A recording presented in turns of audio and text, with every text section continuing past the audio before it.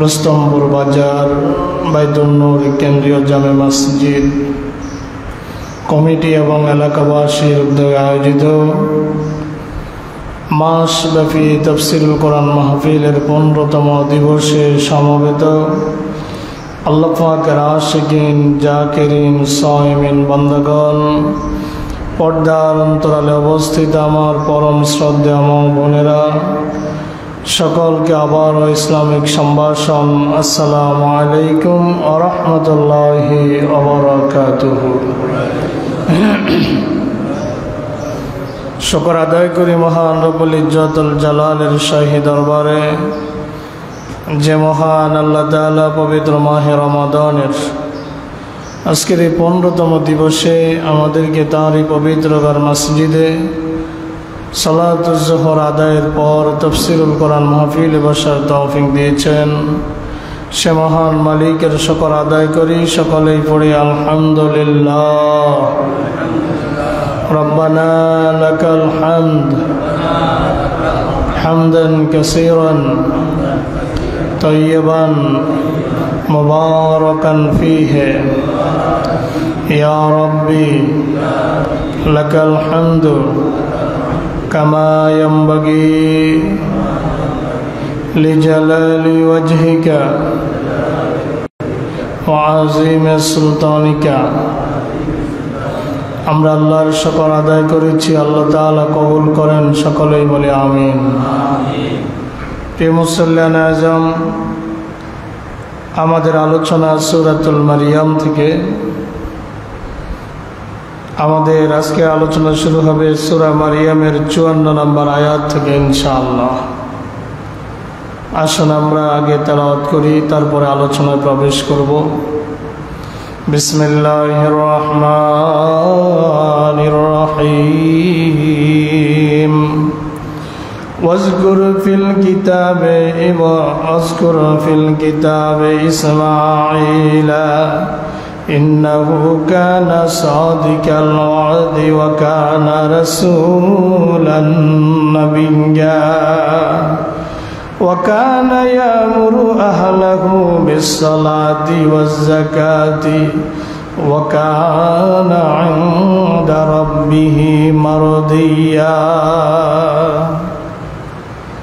আল্লাহ পাক রব্বুল আলামিন সূরা মারিয়ামে হযরত মারিয়াম, হযরত ঈসা, হযরত জাকারিয়া, হযরত ইয়াহইয়া, হযরত ইব্রাহিম, হযরত মূসার আলোচনার পর ইঙ্গিত দিতেছেন হযরত ইসমাইল সম্পর্কে।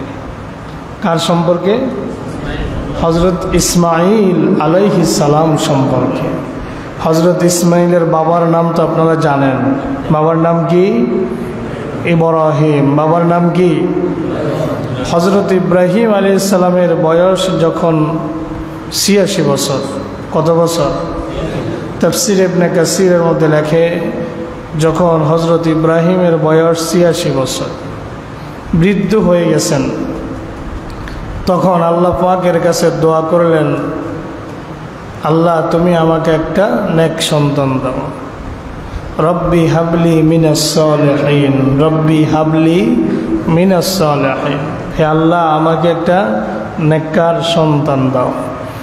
তখন আল্লাহ পাক তাকে ফাবাশশারনাহু বিগুলামিন হালিম, আল্লাহ বলেন আমি তাকে একটা সন্তানের শুভ সংবাদ দিলাম, একটা ছেলের শুভ সংবাদ দিলাম, যে হবে ধৈর্যশীল। কি হবে? যে হবে ধৈর্যশীল। কি হবে? বেগোলামিন হালিম। হালিম শব্দের অর্থ হলো ধৈর্যশীল। হালিম শব্দের অর্থ কি? ধৈর্যশীল। ফাবাশশারনাহু বিগুলামিন হালিম, আমি তাকে একটা ধৈর্যশীল পুত্রের শুভ সংবাদ দান করলাম। হযরতে ইব্রাহিম আলাইহিস সালাতু ওয়াস সালামের 2 স্ত্রী ছিল। সেই ঘটনা আমি বলেছি যখন হযরত ইব্রাহিমের আলোচনা করেছিলাম, আজকে আর রিপিট করব না। হযরতে হাজারের ঘরে জন্মগ্রহণ করেন হযরত ইসমাইল আলাইহিস সালাম। শিশুপুত্র ইসমাইল জন্মগ্রহণ করার কিছুদিন পরেই আল্লাহ পাকের পক্ষ থেকে নির্দেশ আসলো, ইব্রাহিম তুমি হাজার এবং ইসমাইলকে মক্কার মরুভূমিতে খানায় কাবার কাছে তুমি রেখে আসো। হজরত ইব্রাহিম আলাইহিস সালাম আল্লাহ পাকের নির্দেশে মা হাজার আলাইহিস সালাম, আপনারা ওনার নাম জানেন হাজেরা, ওনার নাম কিন্তু হাজেরা না, কিতাবে তার নাম আসছে হাজার। কি আসছে? হাজার। হাজেরা নয়, হাজার। আমাদেরকে বুঝতে হবে হাজার, আমরা নাম জানি কি হাজেরা, না, ওনার নাম হাজেরা নয়।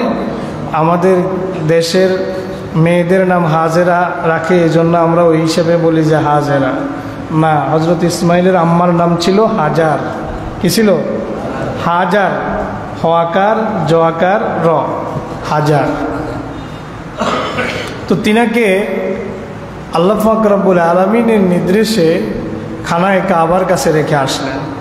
আমাদের দেশে একটা কথা প্রচলিত আছে যে যেহেতু হাজার ছিল, সারার কি বাদী ছিল। ওই যে এক বাদশাহ, মনে নেই আপনাদের? এক বাদশার এরিয়ায় ঢুকে গেছে, রাত্রি যাপন করছে। তারপরে বাদশার লোকেরা এসে জিজ্ঞেস করছে তোমার সাথে কে? বলছে এটা আমার বোন। বলছে এটা কি আমার বোন, স্ত্রী পরিচয় দেয় নাই। এরপরে বাদশার লোকেরা তাকে ধরে নিয়ে গেলেন। বাদশাহ তার স্ত্রী সায়রার সাথে কুকর্ম করতে চেয়েছিল, জেনা ব্যভিচার করতে চেয়েছিল, কিন্তু যতবার চেষ্টা করেছে ততবার বাদশার শরীর অবশ হয়ে গেছে। এই ঘটনা বলছি তো, মনে আছে তো? তো সেখান থেকে আসার সময় একটা বাঁধি দিয়ে দিয়েছিলেন, তার নাম ছিল হাজার। মনে আছে আপনাদের? তো অনেকেই ঘটনাকে পুঁজি করে বলে যে সায়রা শত্রুতা করে আল্লাহ নবী ইব্রাহিমকে দিয়া হজরত হাজার এবং ইসমাইলকে নির্বাসনে পাঠাইছে। পড়েন নাউজুবিল্লাহ। এটা কোনো নবীর বৈশিষ্ট্য নয়। কোনো নবীর স্ত্রীরা যদি দুষ্কৃতিকারী হয়ে থাকে, নবীর স্ত্রীর দুষ্কৃতি নবীকে আচ্ছন্ন করতে পারে নাই। যেমন আপনারা লূত আলাইহিস সালামের স্ত্রী সম্পর্কে জানেন যে লূত আলাইহিস সালামের স্ত্রী সমকামিতাকে প্রমোট করত, কিন্তু আল্লাহ পাক রব্বুল আলামিন তার স্ত্রী সহ ওই জাতিকে ধ্বংস করে দিয়েছেন। তার স্ত্রী লূত আলাইহিস সালামের উপরে প্রভাব বিস্তার করতে পারে না। সুতরাং হজরত ইব্রাহিম আলাইহিস সালামের স্ত্রী হজরত সারাকে নিয়ে যে কথা প্রচলিত আছে যে তিনি শত্রুতা করে শিশুপুত্র ইসমাইলকে সহ নির্বাসনে পাঠিয়েছেন, এটা নবীর উপরে ডাহা মিথ্যা কথা। এটা নবীর উপরে কি কথা? মিথ্যা কথা। হজরত সায়রার ঘরে আরেকটা সন্তান জন্ম লাভ করেছে, তার নাম হচ্ছে ইসহাক। তার নাম কি? ইসহাক।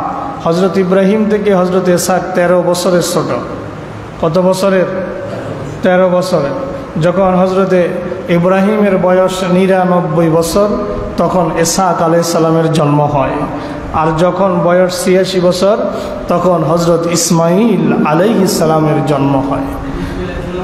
ইসমাইল আলাইহিস সালাম বড়। ইসমাইল আলাইহিস সালাম বড়, ইসহাক আলাইহিস সালাম তিনি ছোট। হজরত ইসমাইল এবং মা হাজারকে নিয়ে যখন তিনি মক্কায় চলে গেলেন, চতুর্দিকে কোনো গাছপালা নাই, বাড়িঘরের তো প্রশ্নই উঠে না। পাশে দাঁড়িয়ে আরবে তৎকালীন সময়ে যেহেতু পানির সংকট ছিল, যেখানে পানি পাওয়া যেত মানুষরা সেখানেই বসতি স্থাপন করত। যেখানে পানি না পাইতো ওখানে বসতি স্থাপন করতো না। তেমন এক মরুময় জায়গার মধ্যে হজরতে ইব্রাহিম আলাইহিস সালাম মা হাজারকে শিশুপুত্র সহ রেখে গেলেন। যাওয়ার সময় কিছু খেজুর রেখে গেলেন আর এক মশক পানি রেখে গেলেন। মশক চিনেন আপনারা? মশক হচ্ছে চামড়া দিয়ে বানায়, পিছনেরটা একটু মোটা থাকে, মুখটা চিকন থাকে, অনেকটা ওই যে কামারের দোকানে যেটা দিয়ে হাওয়া দেয় অনেকটা এইরকম। কামারের দোকানে হাওয়া দেয় না, অনেকটা এই রকম। আর আধুনিকভাবে যদি বুঝাইতে যাই, আপনারা হট ওয়াটার ব্যাগ দেখছেন না? গরম পানির ব্যাগ, ব্যথা বেদনার জন্য ওইটার ভিতরে গরম পানি ঢুকে সেঁক দেয়। এই হট ওয়াটার ব্যাগের মুখটা তো চিকন থাকে, মুখটা চিকন, পিছনের দিকে মোটা, এই রকম চামড়া দিয়ে তৈরি করত। কি দিয়ে? চামড়া দিয়ে তারা তৈরি করত। এটাকে মশক বলা হয়। এক মশক পানি এবং আপনার কিছু খেজুর রেখে গেলেন হজরত হাজার এবং হজরত ইসমাইলকে। নির্দেশ কার? কথা বলেন, নির্দেশ কার? আমরা কি পারতাম ৮৬ বছর বয়সে যাও একটা ছেলে দিলা, এই দ্বারা আমার চোখের আড়াল করে মরুভূমিতে রাখি আসতে হবে, যেখানে বাড়ি নাই, ঘর নাই, গাছপালা নাই, তরুলতা নাই, একটু ছায়ার ব্যবস্থা নাই, রোদ আর রোদ, কঙ্করময় ভূমি, পানি নেই, কিচ্ছু নাই, এক মশক পানি, কয়টা খেজুর দিয়া রেখে আসবো? আল্লাহ আকবার। আল্লাহর নবী হজরত ইব্রাহিমকে আল্লাহ এমনে খলিল বানান নাই, খলিলটা এমনে বানান নাই। এইটাও তো পরীক্ষা, আগুনের কুণ্ডলীর মহাপরীক্ষা উত্তীর্ণ হওয়ার পরে এটা আরও কঠিন পরীক্ষা। বার্ধক্য বয়সে একটা সন্তান পাইছে, জুয়ানকালে তো হইল না, কোন বয়সে হইল? বার্ধক্য বয়সে হইল। কেউ কি আমরা রেখে আসতে পারতাম? কিন্তু যেটা সাধারণ মানুষের পক্ষে অসম্ভব, ওইটা নবীদের দ্বারা সম্ভব। সাধারণ মানুষের দ্বারা যেটা সম্ভব নয়, ওইটাই নবীদের দ্বারা সম্ভব। কারণ আল্লাহ পাক রব্বুল আলামিন তাদের তবিয়ত, তাদের মেজাজ, তাদের সব কিছুকে আল্লাহ পাক নবুয়তি আদল দিয়া গঠন করেছেন। পড়েন সুবহানাল্লাহ। এমনি এমনি তো আল্লাহ নবী নির্বাচন করেন। হজরত ইব্রাহিম হাজার ইসমাইলকে রেখে গেলেন। কয়েকদিন যাওয়ার পর পানিও শেষ, খেজুরও শেষ, খাবারও নাই, পানিও নাই। কিতাব খুলে দেখেন, একটা বারের জন্য হজরতে হাজার হজরত ইব্রাহিমকে গালি দেন নাই, একবারের জন্য আল্লাহর প্রতি অসন্তুষ্টি প্রকাশ করেন নাই। আমরা একটু অভাবে পড়লে আল্লাহর দিকে তাকায় আল্লাহকে গালি দিতে কুণ্ঠিত হই না, বলি যত অভাব বুঝি সব আল্লাহ আমারে চোখে দেখে, আর কারোর চোখে দেখে না। যত বিপদ বুঝি আল্লাহ আমার এই চোখে দেখে, আর কারোর চোখে দেখে না। এই ধরনের কথা বলতে আমরা একটু চিন্তা করি না। অথচ হজরতে হাজার একটা বারের জন্য স্বামীর কাছে অভিযোগ করলেন না, শুধু জিজ্ঞেস করলেন, স্বামী এটা কি আপনার সিদ্ধান্ত না আল্লাহর সিদ্ধান্ত? ও আল্লাহর নবী, এটা আপনার সিদ্ধান্ত নাকি আল্লাহর সিদ্ধান্ত? হযরত ইব্রাহিম বলে, হাজার এটা আমার সিদ্ধান্ত নয়, এটা হচ্ছে ওই আল্লাহর সিদ্ধান্ত, যে আল্লাহ তোমার রব, যে আল্লাহ শিশুপুত্র ইসমাইলের রব, যে আল্লাহ আসমানের রব, যে আল্লাহ জমিনের রব, সে আল্লাহর সিদ্ধান্ত। একটা শব্দ করলেন না, হযরতে হাজার সিদ্ধান্ত মেনে নিলেন। খেজুর শেষ হয়ে গেল, মশকের পানিও শেষ হয়ে গেল। স্বামীর কাছে খবর পাঠাবারও কোনো সুযোগ নাই, কোনো অভিযোগ নাই, কোনো আক্ষেপ নাই। নিজে চেষ্টা করা শুরু করলেন। জানেন মক্কার মরুভূমিতে কোথাও একটা পানির কূপ নাই, কোথাও একটা খেজুর গাছ নাই, খাবারের ব্যবস্থা নাই। এরপরেও ছুটাছুটি করা শুরু করে দিয়েছেন। একবার সাফাতে উঠেন, দৌড়ায় সাফাতে উঠেন, আবার নামেন, মারওয়াতে উঠেন, আবার নামেন, আবার সাফাতে উঠেন, আবার মারওয়াতে উঠেন। এই ভাব করতে করতে 2 পাহাড়ে 7 বার দৌড়াদৌড়ি করার পরে ফিরে আসলেন শিশুপুত্র হজরত ইসমাইল আলাইহিস সালামের কাছে। দেখতেছেন হজরত ইসমাইলের পায়ের আঘাতে আঘাতে ঝর্ণা দ্বারা প্রবাহিত হয়ে গেছে। হযরতে হাজার এবার বালি দিয়ে চতুর্দিকে বাঁধ দিলেন, পানি ধরে রাখার ব্যবস্থা করলেন। যদি হযরতে হাজার বাঁধ না দিতেন তাহলে ওই ঝর্ণা সারা পৃথিবীতে প্রবাহিত হয়ে যেত। হযরতে হাজার বাঁধ দিয়ে জমা করে রাখলেন, ওইটার নামই আজকে জমজম কূপ হয়ে গেছে। এমন পানির ব্যবস্থা আল্লাহ পাক করে দিলেন। বেশি গভীরতা নয়, বেশি চওড়াও নয়, ছোট্ট একটা কূপ। যারা গিয়েছেন দেখেছেন, আর আমরা কিতাব থেকে জেনেছি, ছোট্ট একটা কূপের মধ্যে বিজ্ঞানীরাও চেষ্টা করেছে খুঁজে দেখার জন্য যে এত পানি কোথা থেকে আসে। লাখে লাখে ভেড়েল পানি উঠতেছে, একদিনও ঝমঝমের পানি কমে না। যেই লেয়ারে থাকে সবসময় ওই লেয়ারে অবস্থান করে। সুবহানাল্লাহ। কারণ এই কূপ তো সাধারণ কূপ তো নয়, এই কূপ তো হলো আল্লাহ পাকের কুদরত। আল্লাহ সেই কথা বলছেন নবীকে, নবী হে ওয়াজকুর ফিল কিতাব ইসমাঈল, আপনার এই কিতাবে, আপনার এই কোরআনে আপনি ইসমাঈলের কথা স্মরণ করুন। ইন্নাহু কানা সাদিকাল ওয়াদে ওয়া কানা রাসূলান নবিয়্যা, তিনি ছিলেন ওয়াদা পালনে সত্যাশ্রয়ী। যেই ওয়াদা করতেন ইসমাঈল ওয়াদা ভঙ্গ করতেন না। হযরত ইসমাঈল সম্পর্কে কোরআনে মাজিদের সূরা ইব্রাহিম 39 নম্বর আয়াত আল্লাহ পাক বলেন, আলহামদুলিল্লাহিল্লাযী ওয়াহাবা লি আলাল কিবারি ইসমাঈলা ওয়া ইসহাকা ইন্না রাব্বী লাসামিউদ দুআ। হযরত ইব্রাহিম আলাইহিস সালাম যে কথা বলেছিলেন হযরত ইসমাঈল সম্পর্কে, হযরত ইসহাক সম্পর্কে, আল্লাহ পাক রব্বুল আলামিন সেই কথা কোরআনে মাজিদে সূরা ইব্রাহিম 39 নম্বর আয়াতে ভাবে বলেন, ইব্রাহিম বলেছিল আলহামদুলিল্লাহ, সমস্ত প্রশংসা ওই আল্লাহর জন্য।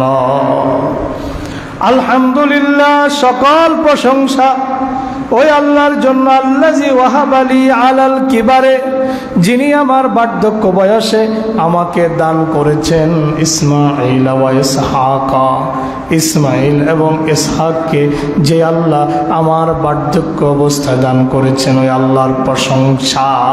এই আয়াত থেকে শিখলাম কোনো নিয়ামত পাইলে কি করা লাগবে? প্রশংসা। কোনো নিয়ামত পাইলে প্রশংসা করতে হবে।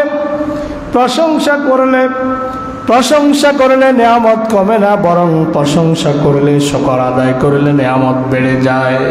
আল্লাহ পাক রব্বুল আলামিন বলেন, লাইন শাকারতুম লাআযীদান্নাকুম ওয়া লাইন কাফারতুম ইন্না আযাবী লাশাদীদ। ও বান্দা, তোমরা যদি আমার নিয়ামতের শুকরগুজার হও, লাইন শাকারতুম, যদি নিয়ামতের শুকরিয়া আদায় করো, লাযীদান্নাকুম, আমি কথা দিলাম তোমাদের নিয়ামত বাড়ায়া দেব। নিয়ামত কি করব? বাড়ায়া দেব।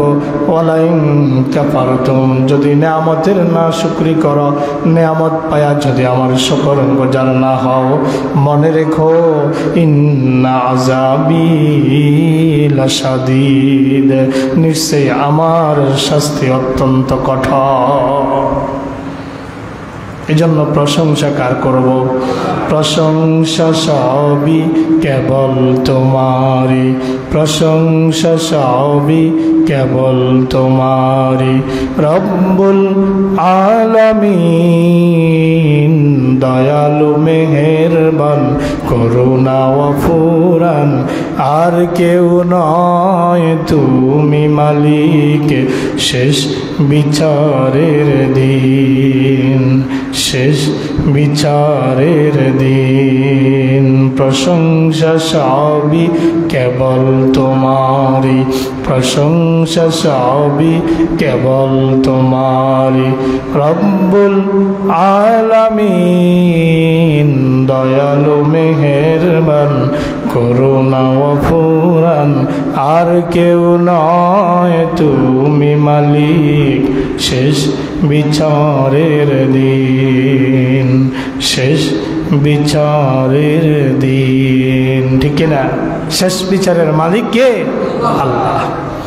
হযরত ইব্রাহিম বলেন, আলহামদুলিল্লাহিল্লাযী ওয়াহাবা লি আলাল কিবারি ইসমাঈল, ওই আল্লাহর প্রশংসা যে আল্লাহ বার্ধক্য বয়সে আমাকে সন্তান দান করেছে। আমাদের দেশে তো একটু বয়স হয়ে গেলে, বাচ্চা কাচ্চা হইলে আমরা পিতামাতারা শরম পায়, ঠিক না? মেয়ে বিয়ের উপযুক্ত হয়ে গেছে, এখন যদি বাবার আবার সন্তান হয় তাহলে বাবা শরম পায়। এটা শরমের বিষয় নয়। আল্লাহ চাইলে আপনাকে বার্ধক্য বয়স সন্তান দিতে পারেন, যেভাবে জাকারিয়া আলাইহিস সালামকে দিয়েছেন, যেভাবে ইব্রাহিম আলাইহিস সালামকে দিয়েছেন। 89 বছর বয়সে, 99 বছর বয়সে ইসহাক হলো, 86 বছর বয়সে কে হলো? হজরতে ইসমাইল হলো। হজরত জাকারিয়ার বয়স যখন ইয়াহিয়া আলাইহিস সালাম জন্মগ্রহণ করে, জাকারিয়া আলাইহিস সালামের বয়স 89 বছর। কত বছর? 89 বছর। তিনি আরো বলেন, ইন্না রাব্বি লাসামিউদ দুআ, নিশ্চয় আমার রব দোয়া শ্রবণকারী। লাসামিউদ দুআ, আমরা যে আল্লাহর কাছে দোয়া করি, আল্লাহ কিন্তু দোয়া কবুল করে। আপনার কাছে মনে হয় যে দোয়া যাই করি দোয়া কবুল হয় না, দোয়া করেন দোয়া কবুল হয়, কিন্তু কবুল করার পরে ওটা আল্লাহ আপনার জন্য রিজার্ভ রেখে দেয় কিয়ামতের ময়দানে দেওয়ার জন্য। সুবহানাল্লাহ। এই জন্য দোয়া করতে কোনো কৃপণতা করবেন না। আল্লাহর নবী বলছেন, আর দোয়া হুয়াল ইবাদা, দোয়াটাই হচ্ছে ইবাদত। দোয়াটা কি? আমরা যে সূরা ফাতিহা পড়ি, সূরা ফাতিহাটাও একটা দোয়া। আলহামদুলিল্লাহি রাব্বিল আলামিন, এটাও একটা দোয়া। আর রহমানির রহিম মালিকি ইয়াউমিদ্দিন ইয়্যাকা না'বুদু ওয়া ইয়্যাকা নাস্তাঈন ইহদিনাস সিরাতাল মুস্তাকিম সিরাতাল্লাযীনা আন'আমতা আলাইহিম গায়রিল মাগদুবি আলাইহিম ওয়ালাদ-দাল্লিন। ওলামায়ে কেরাম সূরা ফাতিহার নাম দিয়েছে মানপত্র। কি পত্র? সূরা ফাতিহা মানপত্র। এই এলাকায় যদি একজন মন্ত্রী আসে, সরকারের ঊর্ধ্বতন একজন কর্মকর্তা আসে, এলাকার পক্ষ থেকে তার জন্য একটা মানপত্র পাঠ করা হয়। মানপত্রের 3টা অংশ থাকে। কয়টা অংশ? 3টা অংশ থাকে। প্রথম অংশে প্রশংসা থাকে। কার প্রশংসা? যার উদ্দেশ্যে মানপত্র, যার উদ্দেশ্যে মানপত্র তার কি থাকে? প্রশংসা থাকে। সূরা ফাতিহায় প্রথম দিকে প্রশংসা। দ্বিতীয় অংশে থাকে আনুগত্য। ওই যে কর্মকর্তা, ওই যে নেতা আসছে, ওই যে সরকারি কর্মকর্তা আসছে, মন্ত্রী এমপি আসছে, তার প্রতি এলাকার পক্ষ থেকে আনুগত্য। দ্বিতীয় অংশ হইল আনুগত্য।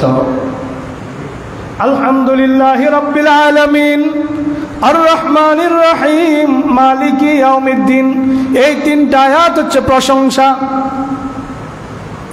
ইয়্যাকা না'বুদু ওয়া ইয়্যাকা নাস্তাঈন, আমরা শুধু আপনার ইবাদত করি, শুধু আপনার কাছেই সাহায্য চাই, আপনি ছাড়া আমাদের আর কেউ নাই। আনুগত্য। দ্বিতীয় অংশে আনুগত্য। তৃতীয় অংশে এবার চাহিদা। নেতার কাছে আমরা যেরকম চাহিদা দেই কিনা? নেতার কাছে চাহিদা দেই, দুনিয়ার নেতার কাছে, প্রেসিডেন্টের কাছে আমাদের কিছু দাবি দাওয়া দেয়, চাহিদা দেই। আল্লাহ বান্দার কাছে এবার চাহিদা পেশ করে। প্রথম 3 আয়াতে প্রশংসা করলো, মাঝখানে 4 নম্বর আয়াতে আনুগত্য প্রকাশ করলো। 5 নম্বর আয়াত থেকে 7 নম্বর আয়াত পর্যন্ত এবার বান্দা আল্লাহর কাছে আবেদন জানালো, ইহদিনাস সিরাতাল মুস্তাকিম সিরাতাল্লাযীনা আন'আমতা আলাইহিম গায়রিল মাগদুবি আলাইহিম ওয়ালাদ-দাল্লিন। আল্লাহু আকবার। এটা সূরা ফাতিহা। এজন্য যখন আমরা সূরা ফাতিহার তাফসীর করি তখন বলি এটা বান্দার পক্ষ থেকে আল্লাহর কাছে মানপত্র। বান্দা যখন চাহিদা দিল, আল্লাহ পাক রব্বুল আলামিন বান্দার চাহিদার আলোকে বান্দা যে সিরাতে মুস্তাকিম চাইলো, এটা বান্দার বড় চাওয়া। ইহদিনাস সিরাতাল মুস্তাকিম, আমাদেরকে সরল সঠিক পথের দিশা দাও। এই সরল সঠিক পথের দিশা দেওয়ার জন্য বাকি 113টি সূরা নাজিল করা হয়েছে। তাহলে সূরা ফাতিহা কি? বান্দার পক্ষ থেকে আল্লাহর কাছে মানপত্র। সূরা ফাতিহা একটা দোয়া। হযরতে ইব্রাহিম আলাইহিস সালাম আল্লাহর কাছে দোয়া করেছিলেন, রব্বি হাবলি মিনাস সালিহিন। যখন হযরতে ইসহাককে পেলেন, যখন হযরতে ইসমাঈলকে পেলেন, এবার বলেন ইন্না রাব্বি লাসামিউদ দুআ, আমার রব আমার দোয়া শ্রবণ করেছে। শিশুপুত্র ইসমাঈল মায়ের কাছে বড় হচ্ছেন, বাবা কিছুদিন পর পর এসে দেখে যান। হযরত ইব্রাহিম আলাইহিস সালাম কিছুদিন পর পর এসে দেখে যান। একদিন রাতে হযরতে ইব্রাহিম আলাইহিস সালাম স্বপ্ন দেখে। তাফসীর ইবনে কাসিরের মধ্যে বিস্তারিত আলোচনা। হযরতে ইব্রাহিম স্বপ্নে দেখে, কে যেন স্বপ্নে তাকে বলতেছে ইসমাঈলকে আল্লাহর রাস্তায় জবাই করে দাও। হযরতে ইব্রাহিম আলাইহিস সালাম দ্বিধাদ্বন্দ্বে পড়লেন, এই স্বপ্ন আল্লাহর পক্ষ থেকে দেখলেন নাকি শয়তান এটা তাকে দেখালো। প্রথম যেদিন স্বপ্ন দেখলেন, তাফসীর ইবনে কাসিরের মধ্যে লেখে ওই রাতটা ছিল জিলহজের 8 তারিখ। সুবহানাল্লাহ বলেন। ওই রাত কোন তারিখ ছিল? জিলহজের 8 তারিখে স্বপ্ন দেখলেন। 7 তারিখ জিলহজের 7 তারিখ যাইয়া 8 তারিখ রাতে, রাত তো আগে আসে, দিন আসে পরে, রাত আগে আসে। জিলহজের 8 তারিখ রাতে হযরত ইব্রাহিম স্বপ্নে দেখলেন তোমার পুত্র ইসমাঈলকে আমার রাস্তায় জবাই করে দাও। চিন্তা করলেন স্বপ্নটা কি আল্লাহর পক্ষ থেকে আসলো নাকি শয়তান দেখালো, কোনো সিদ্ধান্ত নিতে পারলেন না। পরের দিন রাতে আবার স্বপ্ন দেখলেন, নয়তো মারা যেদিন আরাফার রাত, সুবহানাল্লাহ, যেদিন আরাফার রাত সেদিন রাতে আবার স্বপ্ন দেখলেন ইসমাঈলকে আমার রাস্তায় জবাই করে দাও। এবার হযরত ইব্রাহিম বুঝলেন নিশ্চয়ই এটা আল্লাহর পক্ষ থেকে আসছে, শয়তানের পক্ষ থেকে নয়। আমার নবী বলেছেন নবীদের স্বপ্নটাও ওহী। নবীদের স্বপ্ন কি? নবীদের স্বপ্ন যাতা স্বপ্ন নয়, নিছক স্বপ্ন নয়। নবীদের স্বপ্ন হচ্ছে ওহী।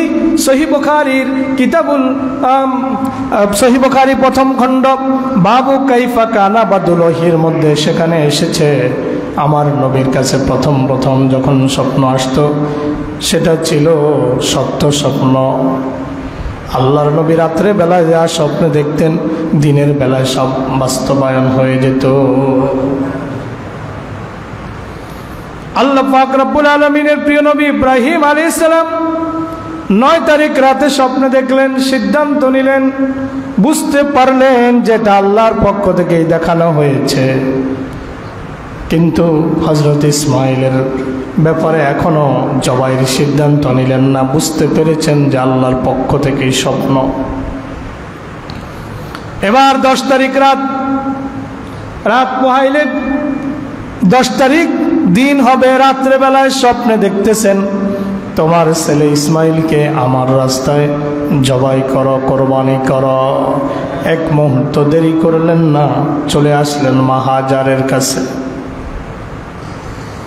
হাজারের কাছে আসলেন, শিশুপুত্র আমরা এতদিন শুনে আসছি শিশুপুত্র, আসলে তিনি শিশু ছিলেন না। এই আয়াতের তাফসীর খোঁজার জন্য তাফসীরে তাবারি, তাফসীরে বাইজাবি, তাফসীরে আপনার জালালাইন, তাফসীরে ইবনে কাসির সহ কয়েকটা তাফসীর দেখছি। তার বয়স কত ছিল? তার বয়স তখন ছিল 13 অথবা 14, 13 অথবা 14 বছর বয়স ছিল হযরত ইসমাঈলের। একবারে ছোট তো না, একবারে কি ছোট? একবারে তো ছোট না। আর তখনকার মানুষ তো লম্বা লম্বা হতো, নিশ্চয়ই তিনিও স্বাস্থ্যে সুস্থে মোটামুটি সুঠাম দেহি ছিলেন। 13-14 বছর বয়সের একটা ছেলেকে আপনি বলেন তো দেখি, আপনি বলে দেখেন যে আমি তো আজকে ওই জমি একজনের থেকে বর্গা লইছি, যা এটার ক্ষেতের আইলটা একটু কোবাই আয়তো। 13-14 বছরের ছেলেটারে বলেন দেখেন কয়বার যায়। হ্যাঁ, আর যদি ডাক দিয়ে বলেন যে আল্লাহ কইছে তোরা জবাই করে দিতে, বুড়িয়া পাগল হয়েছে, বুড়াকালে মতিভ্রম হয়েছে, পাগল হয়েছে, আমার জবাই করতে আইছে। হ্যাঁ, বাবার সাথে মানে কথা বলার একটা বয়স তখন ইসমাইল আলাইহিস সালামের হয়ে গেছে। বাবার কথাকে অবজ্ঞা করার বয়স কিন্তু ছিল। এমন না যে তিনি 3 বছর 4 বছরের ছেলে ইসমাইলকে টান দিয়ে নিয়ে সবাই জবা করে দিচ্ছে, এমন না। তিনি কাজকর্ম করার বয়স হয়েছে, নিজের সিদ্ধান্ত নিজে নেওয়ার বয়স হয়েছে। আল্লাহ পাক রব্বুল আলামিন সেই কথা কোরআনে মাজিদের মধ্যে বলেন, হযরত ইব্রাহিম ছেলের কাছে চলে যায়, যায় বলে ফালাম্মা বালাগা মাআহুস সাইয়া ক্বালা ইয়া বুনাইয়া ইন্নী আরা ফিল মানামি আন্নী আযবাহুকা ফানজুর মাযা তারা قال يا أبت افعل ما تؤمر ستجدني إن شاء الله من الصابرين الله أكبر فلما بلغ معه السعي যখন তিনি হযরত ইব্রাহিমের সাথে কাজ কর্ম করার বয়স হলো, মাহু সাইয়া অর্থ ভালো করে বুঝেন। মাহু, হুটা হচ্ছে সর্বনাম, ইংলিশে বলে প্রনাউন, আরবিতে বলে জমির। মাহু তার সাথে, কার সাথে? ইব্রাহিম আলাইহিস সালামের সাথে। সন্তান যখন একটু বড় হয়, বাবা কাজকর্মে সন্তানকে সাথে করে নিয়ে যায়, হাট বাজারে নিয়ে যায়, বেড়াতে নিয়ে যায়, ঘুরতে নিয়ে যায়, কাজকর্মে নিয়ে যায়। আল্লাহ বলেন যখন ইসমাইলের এতটুকু বয়স হলো, যেই বয়সে বাবার সাথে সন্তানরা কাজকর্ম করতে পারে, ফালাম্মা বালাগা মাহুস সাইয়া, আল্লাহ বয়স বলেন নাই, মুফাসসিরিন কেরাম বর্ণনা করেছেন বয়স ছিল 13 থেকে 14 বছর বয়স। হযরত ইব্রাহিম আলাইহিস সালাতু ওয়াস সালাম ডাক দিলেন ইয়া বুনাইয়া, খুব আদর করে ডাকলেন ইয়া বুনাইয়া, হে আমার প্রিয় সন্তান। এমন না যে হযরত ইব্রাহিম খুব কঠোর মনের অধিকারী ছিলেন, এমন না যে তিনি খুব কর্কশ মানুষ ছিলেন। হযরত ইব্রাহিম আলাইহিস সালাতু ওয়াস সালাম বার্ধক্য বয়সে সন্তান পেয়েছে, সন্তানের জন্য মায়ার কোনো ঘাটতি ছিল না, দয়ার কোনো ঘাটতি ছিল না, ভালোবাসার কোনো কমতি হযরত ইব্রাহিমের ছিল না। অন্য 10 জন পিতার এরকম একটা সন্তানের জন্য যতটুকু মায়া থাকে, নবীর অন্তরে তার চাইতে কম নয়, বরং বেশি ছিল। ডাক দিলেন ইয়া বুনাইয়া, হে প্রিয় সন্তান, হে প্রিয় ছেলে, ইন্নী আরা ফিল মানামি আন্নী আযবাহুক, আমি স্বপ্নে দেখেছি আমি তোমাকে আল্লাহর রাস্তায় জবাই করতেছি। সুবহানাল্লাহ। আমাদের সমাজে প্রচলিত আছে, হযরত ইব্রাহিম এক রাতে স্বপ্ন দেখছে তোমার প্রিয় বস্তু আল্লাহর রাস্তায় কোরবানি করো, পরের দিন 100 উট কোরবানি দিছে। আবার রাতে স্বপ্নে দেখছে প্রিয় বস্তু আল্লাহর রাস্তায় কোরবানি করো, আবার 100 উট কোরবানি দিছে। আবার স্বপ্নে দেখছে আল্লাহর রাস্তায় কোরবানি করো, এরপরে আবার পরের দিন 100 উট কোরবানি দিছে।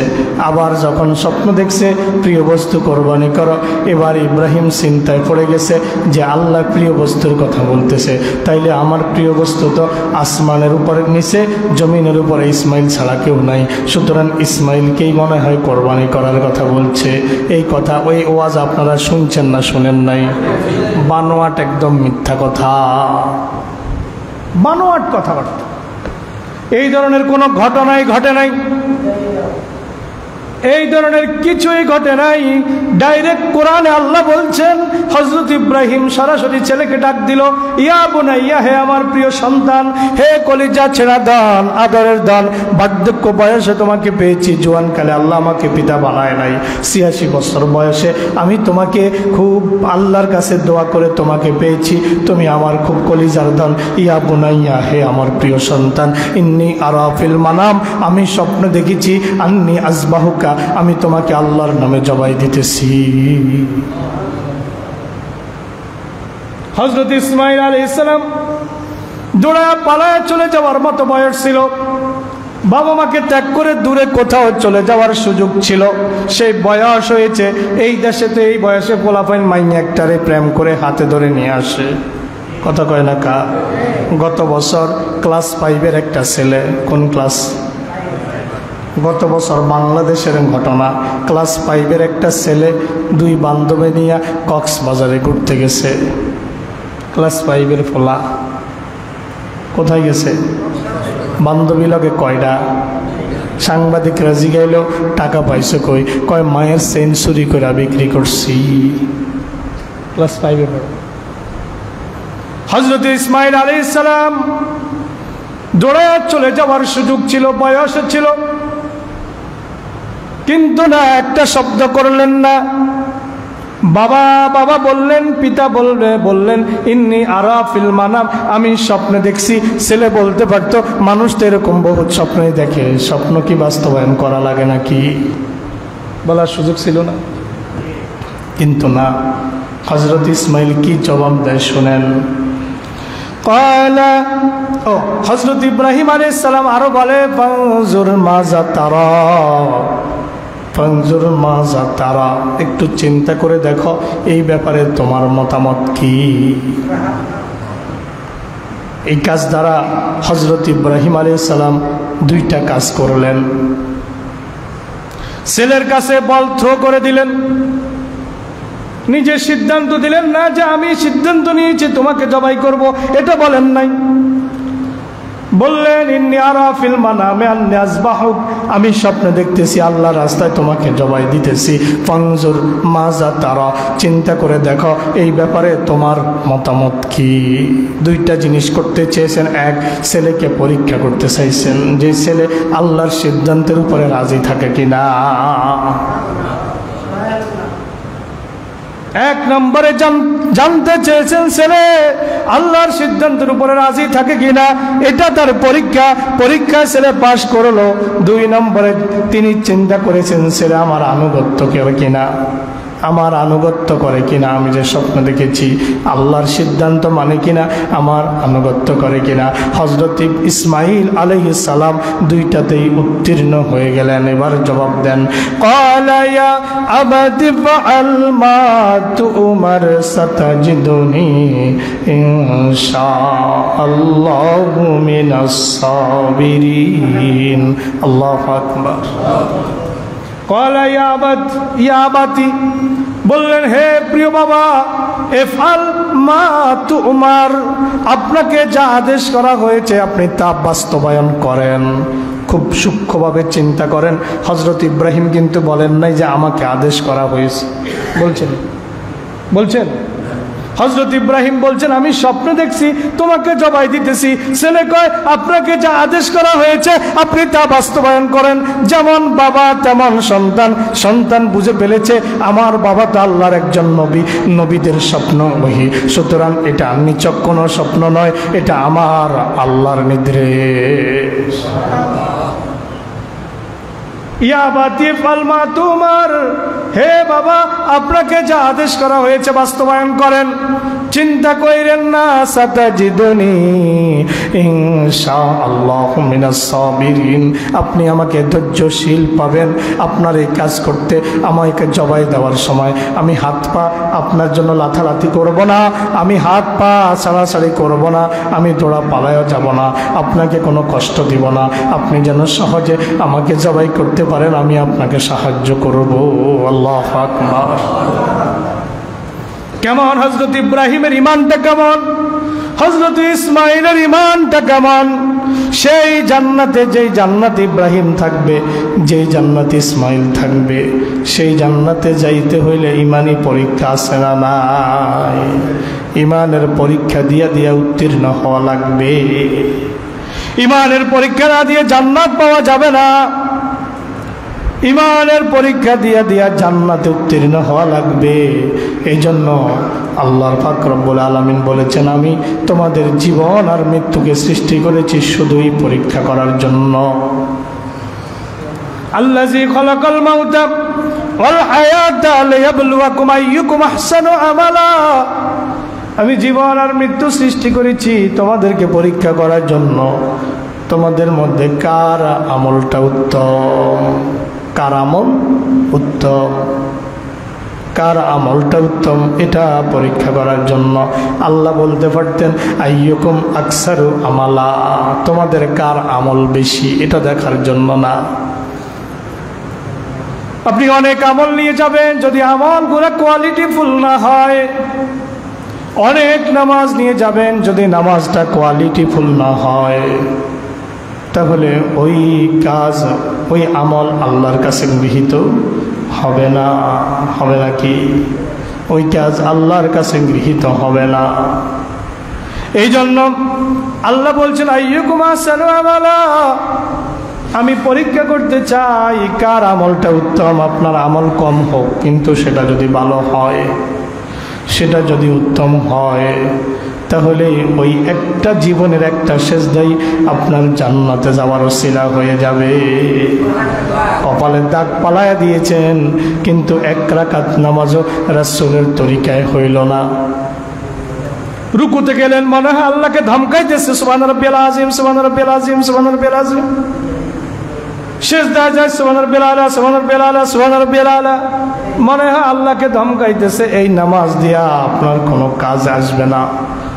সুবহান রাব্বিয়াল আযীম, সুবহান রাব্বিয়াল আলা, হৃদয়ের আবেগ মিশিয়ে যখন আল্লাহকে বলবেন আল্লাহ সুবহান, আপনি অতি পবিত্র। কার পবিত্রতার ঘোষণা দিলেন? আল্লাহর পবিত্রতার ঘোষণা দিলেন। সুবহান রাব্বিয়াল আলা, আপনি অতি পবিত্র, আপনি আমার প্রতিপালক, আপনি সুমহান।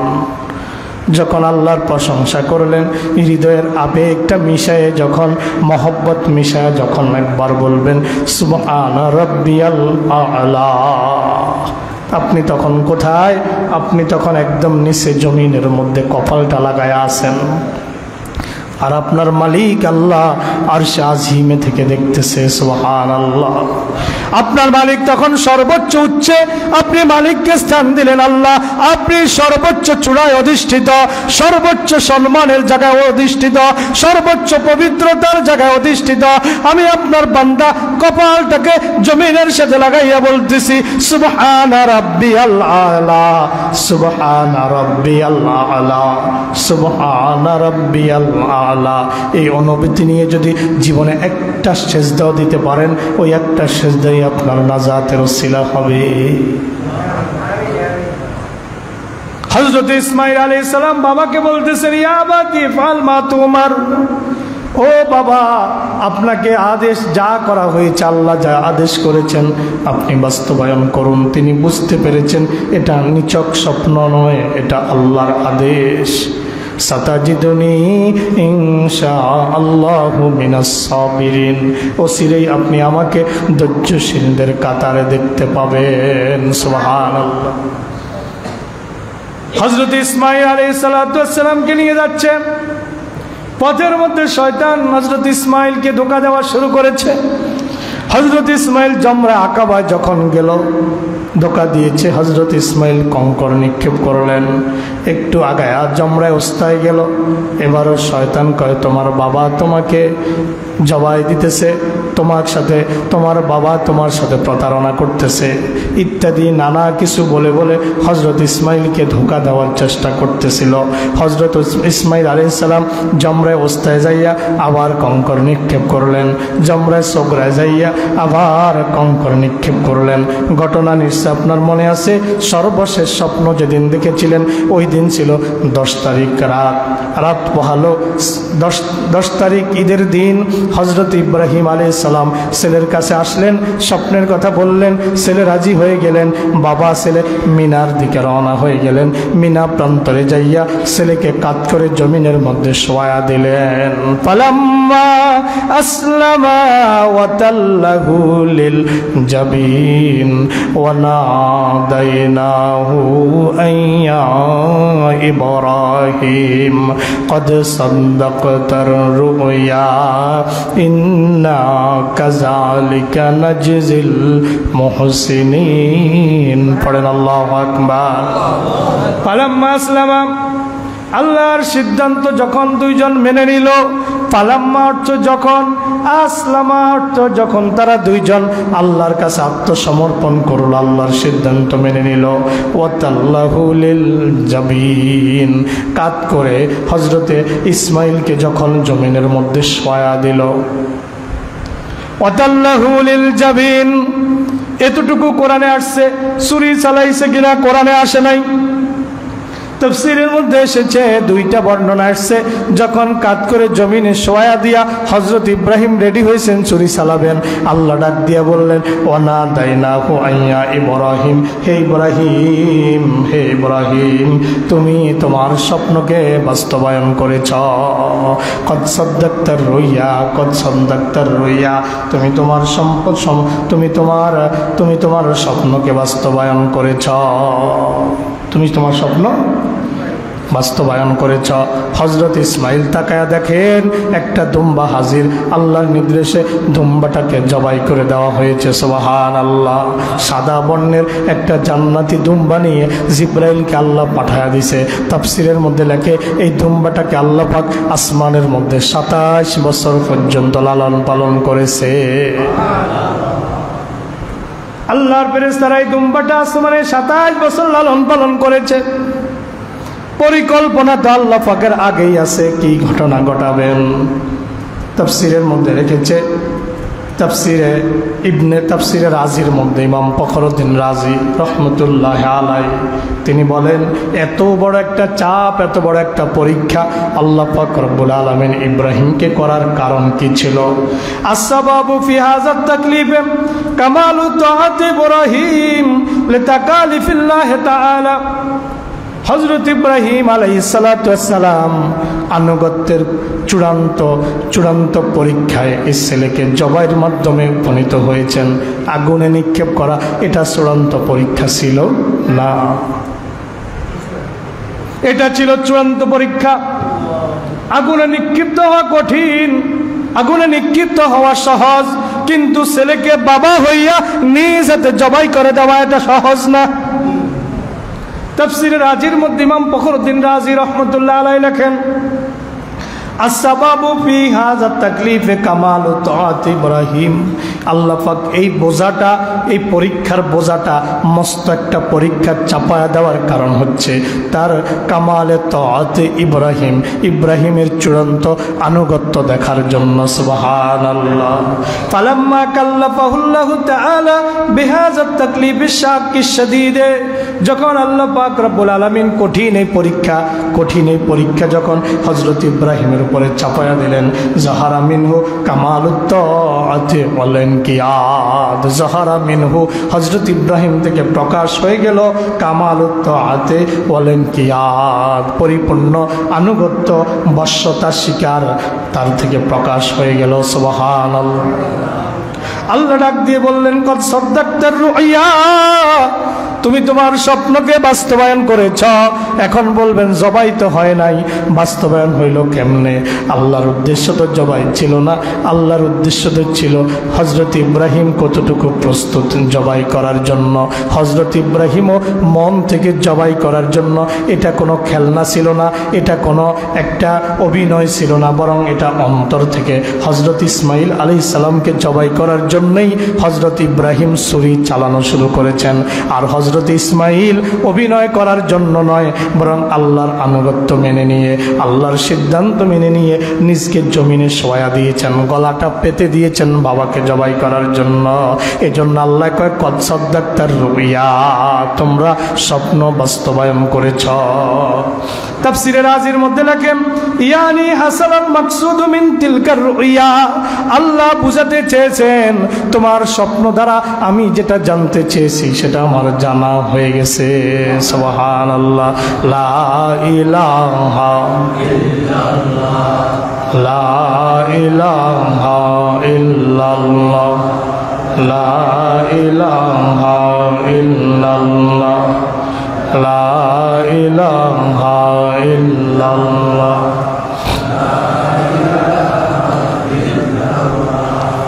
লা ইলাহা ইল্লাল্লাহ, লা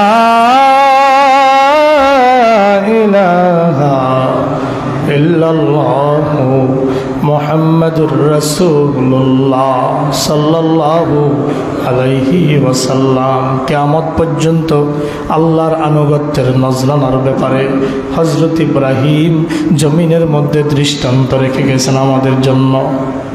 বাবাদের জন্য ইব্রাহিম আলাইহিস সালাম দৃষ্টান্ত, ছেলেদের জন্য যে ছেলেগুলা মাত্র যৌবনে পা দিবে, তরুণ বয়স, সবে মাত্র যৌবন শুরু হচ্ছে যে ছেলেগুলো এই যৌবনের পা দিবে এই অবস্থা, ওই ছেলেগুলাও তাদের জন্য হযরত ইসমাইল বড় দৃষ্টান্ত। যদি আল্লাহর রাহে জীবন বিলিয়ে দিতে হয়, 13-14 বছর বয়সে যদি আল্লাহর রাহে জীবন বিলিয়ে দিতে হয়, বিলিয়ে দেওয়া লাগবে। যেই নজরানা হযরত ইসমাইল পেশ করেছেন, আল্লাহর নির্দেশের কাছে মাথাকে পেতে দিয়েছেন, নিজের জীবনকে বিলিয়ে দেওয়ার জন্য, উৎসর্গ করে দেওয়ার জন্য কুণ্ঠিত হন নাই। আর আজকের ছেলে পেলেগুলা ফ্রি ফায়ার আর পাবজিতে ব্যস্ত। বাবারা বাধ্য হয়ে অ্যান্ড্রয়েড সেটগুলা কিনে দেয়। এক একটা অ্যান্ড্রয়েড সেট নিয়ে ছেলেগুলা দিন নাই রাত নাই একাকার করে শুধু সারাক্ষণ বুধ হয়ে থাকে। আছে না নাই? যুব সমাজগুলো আজকে রসাতলে যাচ্ছে, ধ্বংসের দ্বার প্রান্তের দিকে চলে যাচ্ছে, হাঁটি পা করে জাহান্নামের দিকে এগিয়ে যাচ্ছে। বাবারা নির্লিপ্ততার মধ্যে লিপ্ত আছে। বাবাদের কোনো মনে হয় কোনো দায়িত্ব জ্ঞান কিছুই নাই। হযরত ইব্রাহিম থেকে আমাদেরকে শেখা দরকার, হযরত ইসমাইল থেকে তরুণরা যুবকরা শেখা দরকার কিভাবে আল্লাহর জন্য নজরানা পেশ করা লাগে। আয়াতের দ্বিতীয় অংশ আল্লাহ পাক বলেন, ইন্নাহু কানা সাদিকাল ওয়াদে। হযরত ইসমাইল ছিলেন ওয়াদা পূরণ করার ব্যাপারে সত্যাশ্রয়ী। তাফসীরের মধ্যে লেখে, বাবাকে বলেছিলেন সাতাজিদুনি ইনশাআল্লাহু মিনাস সাবিরিন, আপনি আমাকে ধৈর্যশীলদের কাতারে দেখতে পাবেন। হযরত ইসমাইল যখন জবাই করার জন্য ইব্রাহিম রেডি, ছুরি চালাচ্ছিলেন, হযরত ইব্রাহিম একটুও নাড়াচাড়া করেন নাই।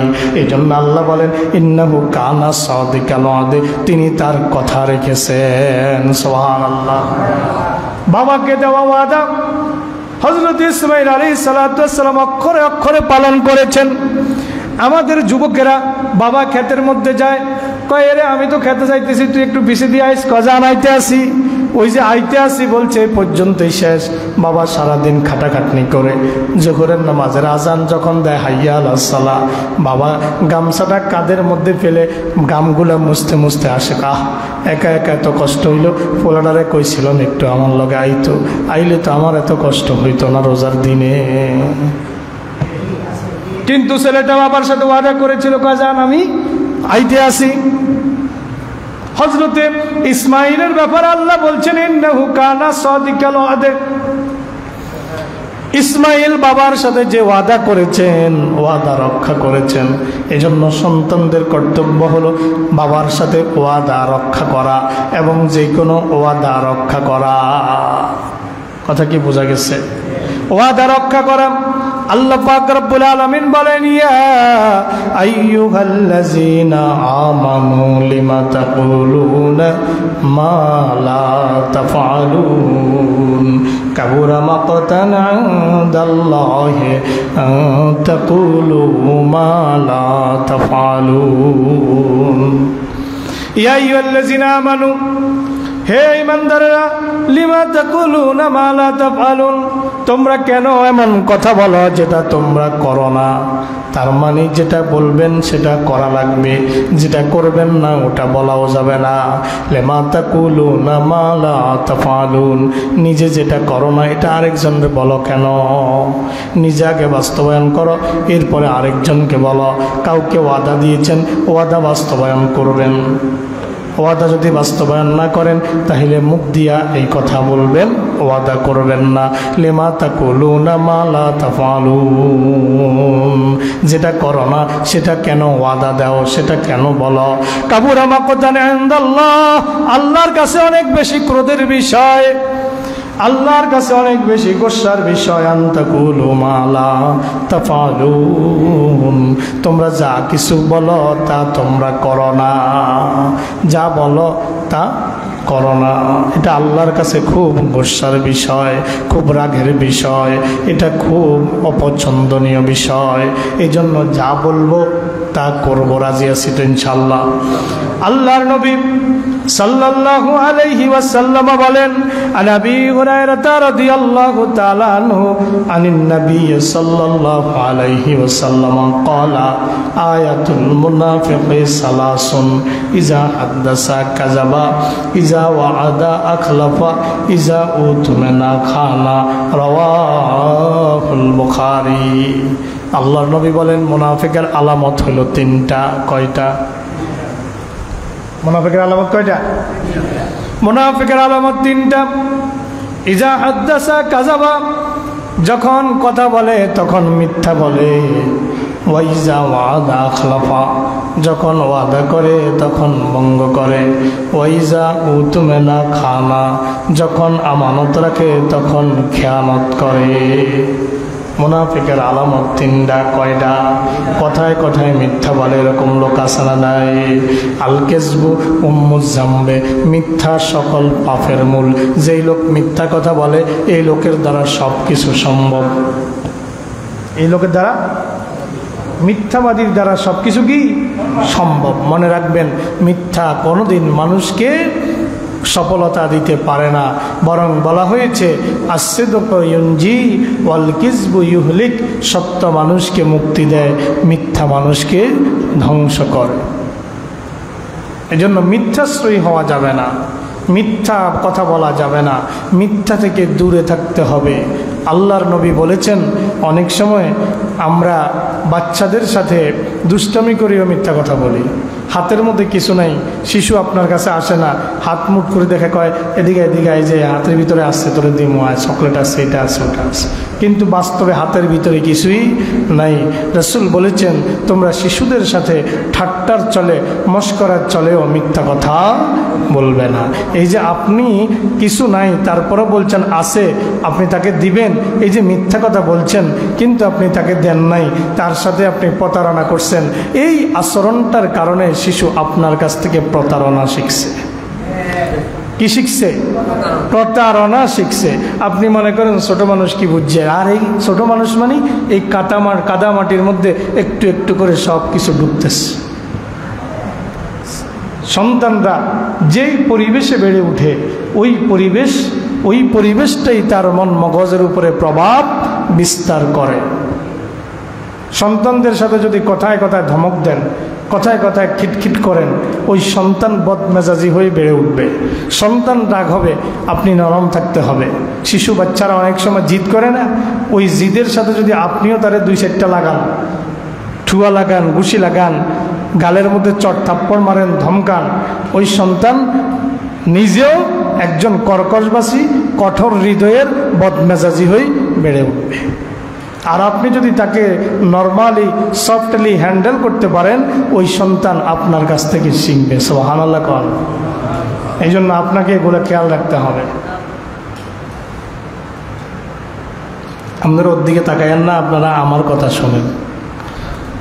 একটু দরুদ পড়ে, সাল্লাল্লাহু আলা মুহাম্মাদ, সাল্লাল্লাহু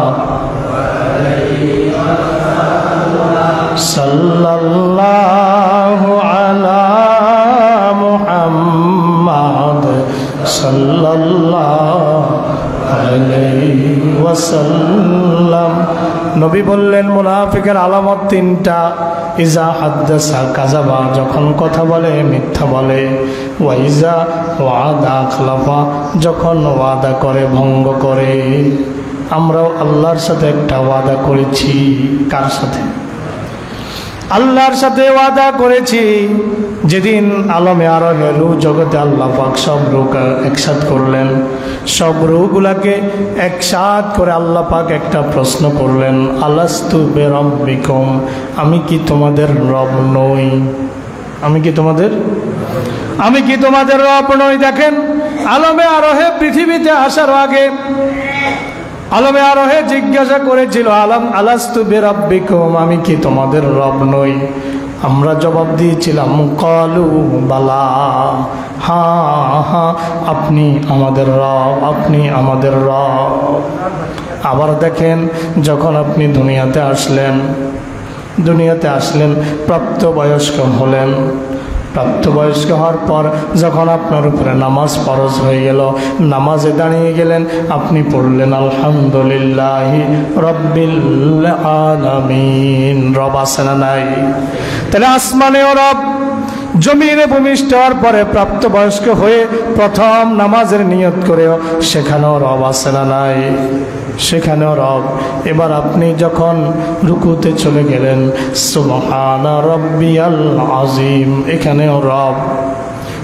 রুকু থেকে দাঁড়ালেন, রব্বানা লাকাল হামদ, এখানেও রব। দাঁড়ানো থেকে আবার সেজদায় চলে গেলেন, সামি আল্লাহ, সেজদায় চলে গেলেন, সেখানেও বললেন সুবহানা রাব্বিয়াল আলা, সেখানেও রব আছে না নাই? সেখানেও রব, সিজদাতেও রব, রুকুতেও রব, রুকু থেকে দাঁড়ানোর সময় রব, সূরা ফাতিহায় রব, সব কিছুতেই রব আছে না নাই? এবার আপনি মরে গেলেন, 60 বছর 70 বছর জিন্দেগির পরে যখন মরে যাবেন, কবরে যখন আপনাকে রাখা হবে, সেখানেও আপনার 5টা প্রশ্নের মৌলিক 3টা প্রশ্ন। 3টা প্রশ্নের প্রথম প্রশ্নটা আমার রব্বুকা, তোমার রব কে? সেখানে আমার রব্বুকা, তোমার রব কে? সেখানেও রব। তাহলে রব নাই কোন জায়গায়? আপনি যেখানে আছেন রব সেখানে আছে, আপনি যেখানে আছেন রব সেখানে আছে। এই জন্য আমরা যে আলমে আরোহে আল্লাহর সাথে ওয়াদা করেছিলাম, আলাস্তু বিরাব্বিকুম, ক্বালু বালা, হ্যাঁ হ্যাঁ তুমি আমাদের রব। সেই রবকে ভুলে গেলে চলবে না। রবের সাথে যে ওয়াদা করেছি সে ওয়াদা রক্ষা করা লাগবে। 3 নম্বর, ইজা উতমেনা খানা, যখন আমানত রাখে তখন খেয়ানত করে। এই কোরআনটা মানুষের কাছে সবচেয়ে বড় আমানত। এই কোরআন সবচেয়ে বড় আমানত। দলিল আমার থেকে নেওয়া দরকার নাই, কোরআন থেকে নেন। আল্লাহ বলেন ইন্না আরাদনাল আমানাতা আলাস সামাওয়াতি ওয়াল আরদি ওয়াল জিবাল, আমি আমার এই আমানতটা আসমানের কাছে রাখতে চেয়েছিলাম, জমিনের কাছে রাখতে চেয়েছিলাম, পাহাড়ের কাছে রাখতে চেয়েছিলাম। ফাবাইনা ইয়াহমিলনাহা, তারা সবাই অস্বীকার করছে, আমার এই আমানত কেউ রাখতে রাজি হয় নাই। ওয়া হামালাহাল ইনসান, আমার আমানতটা বহন করেছে মানুষ। তাহলে কোরআনকে আল্লাহ কি বলেছেন? আমানত। কোরআনকে আল্লাহ কি বলেছেন? কথা বলেন, কি বলেছেন? কোরআনকে আল্লাহ নিজে বলেছেন কোরআনটা আমানত। আর রাসূল বলছেন ইজা উতমেনা খানা, যখন তাদের কাছে আমানত রাখা হবে তারা আমানতের খেয়ানত করবে। এই কোরআনেরও যদি কেউ খেয়ানত করে পরকালে ধরা আছে না নাই? এই কোরআন কিছু মানলেন কিছু মানলেন না, এটা হচ্ছে মুনাফিকের আলামত। ওয়াইজা লাকুল্লাযিনা আমানু ক্বালু আমান্না ওয়াইজা খালাউ ইলা শায়াতিনহিম ক্বালু ইন্না মাআকুম ইন্নামা নাহনু মুস্তাহজিউন। আল্লাহ পাক বলেন, যখন তারা ইমানদারদের সাথে মিলিত হয় তখন বলে আমান্না আমান্না, আমরা ঈমান আনছি ঈমান আনছি। নামাজের সাথে মিলিত হইলে কয় ভাই নামাজে একটু ত্রুটি আছে, ঠিক আছে নামাজ আগামী দিন থেকে বা সামনের থেকে ঠিক মতো পড়ব। যখন আবার ওই জুয়ার কোডে জুয়ার সঙ্গীদের সাথে দেখা হয়, গাঞ্জার সঙ্গীদের সাথে দেখা হয়, বাবার সঙ্গীদের সাথে যখন দেখা হয়, আর দূর মোল্লাদের সাথে এরকম না বললে কি চলে নাকি? ওয়াইজা লাকুল্লাযিনা আমানু ক্বালু আমান্না ওয়াইজা খালাউ ইলা শায়াতিনহিম, যখন তাদের শয়তানদের সাথে মিলিত হয়, মানে তাদের বন্ধুদের সাথে মিলিত হয়, তখন বলে ইন্না মাআকুম, আমরা তো তোমাদের সাথে আছি। ইন্নামা নাহনু মুস্তাহজিউন, আমরা তো তাদের সাথে শুধু একটু ঠাট্টা মশকরা করি। আছে না নাই? এগুলো মুনাফিকের আলামত। আরেকখানা হাদিস শুনুন। আন আব্দুল্লাহ ইবনে আমর আন্না নবী সাল্লাল্লাহু আলাইহি ওয়াসাল্লাম ক্বালা আরবাউন মান কুন্না ফীহি কানা মুনাফিকান খালিসান।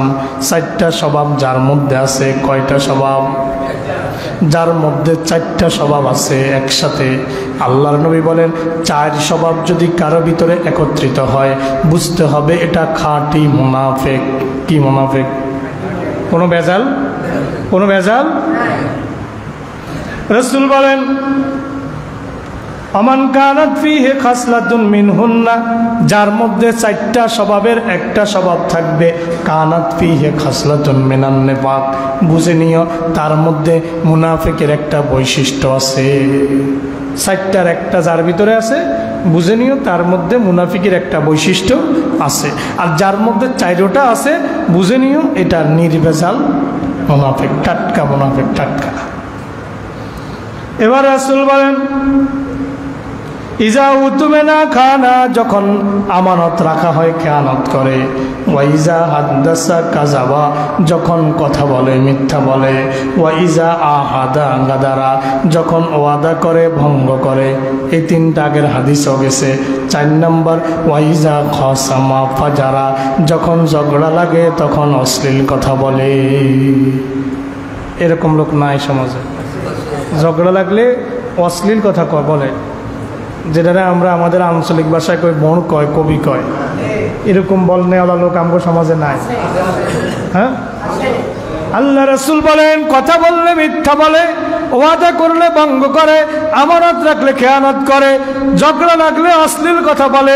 এই চারটা স্বভাব যার ভিতরে পাওয়া যাবে কানা মুনাফিকান খালিসান, এটা নির্ভেজাল টাটকা মুনাফিক। হাদিস কেনা সহিহ বুখারী 36 নম্বর, একদম পৃষ্ঠা উল্টাইলে 2-3 পৃষ্ঠা পরে হাদিসটা পাবেন। রাওয়াহুল বুখারী। তাহলে আমরা ওয়াদা পালন করব, রাজি আছি তো? কথা বলেন, রাজি আছি তো? কেন এই কথাগুলো বললাম? হযরত ইসমাঈল সম্পর্কে আল্লাহ পাক রব্বুল আলামিন বলছেন ইন্নাহু কানা সাদিকাল ওয়াদে। হযরতে ইসমাঈল ছিলেন ওয়াদা পালনের সত্যাশ্রয়ী। ইন্নাহু কানা সাদিকাল ওয়াদে, তিনি ওয়াদা পালনে সত্যাশ্রয়ী ছিলেন। ওয়া কানা রাসূলান নাবিয়্যা, তিনি একাধারে নবীও ছিলেন আবার তিনি রাসূলও ছিলেন। وكان يأمر أهله بالصلاة والزكاة وكان عند ربه مرضيا। وكان يأمر أهله, হযরত ইসমাঈলের কথা বলতে গিয়ে 55 নম্বর আয়াত সূরা মারইয়ামে আল্লাহ বলেন ওয়াকানা ইয়ামুরু আহলাহু, তিনি তার পরিবারকে আদেশ করতেন বিসসালাতে, নামাজের জন্য, ওয়াজ যাকাতে, যাকাতের জন্য, ওয়াকানা ইনদা রাব্বিহি মারদিয়া, তিনি ছিলেন আল্লাহর কাছে একজন প্রিয় মানুষ। সুবহানাল্লাহ। হযরত ইসমাঈল পরিবারকে নামাজের কথা বলতেন। সুতরাং এই দায়িত্ব আমাদের উপরে আছে না নাই? কথা বলেন। হযরত ইসমাঈল যে কাজ করতেন এই দায়িত্ব আমাদের উপরেও আছে নাকি নাই? ওয়া কানা ইয়ামুরু আহলাহু বিসসালাহ। আল্লাহ পাক রব্বুল আলামিন কোরআন মাজিদের সূরা তাহা 132 নম্বর আয়াতে বলেন ওয়ামুর আহলাকা বিসসালাতি ওয়াসতাবির আলাইহা, তোমার পরিবার পরিজনকে তুমি নামাজের আদেশ করো।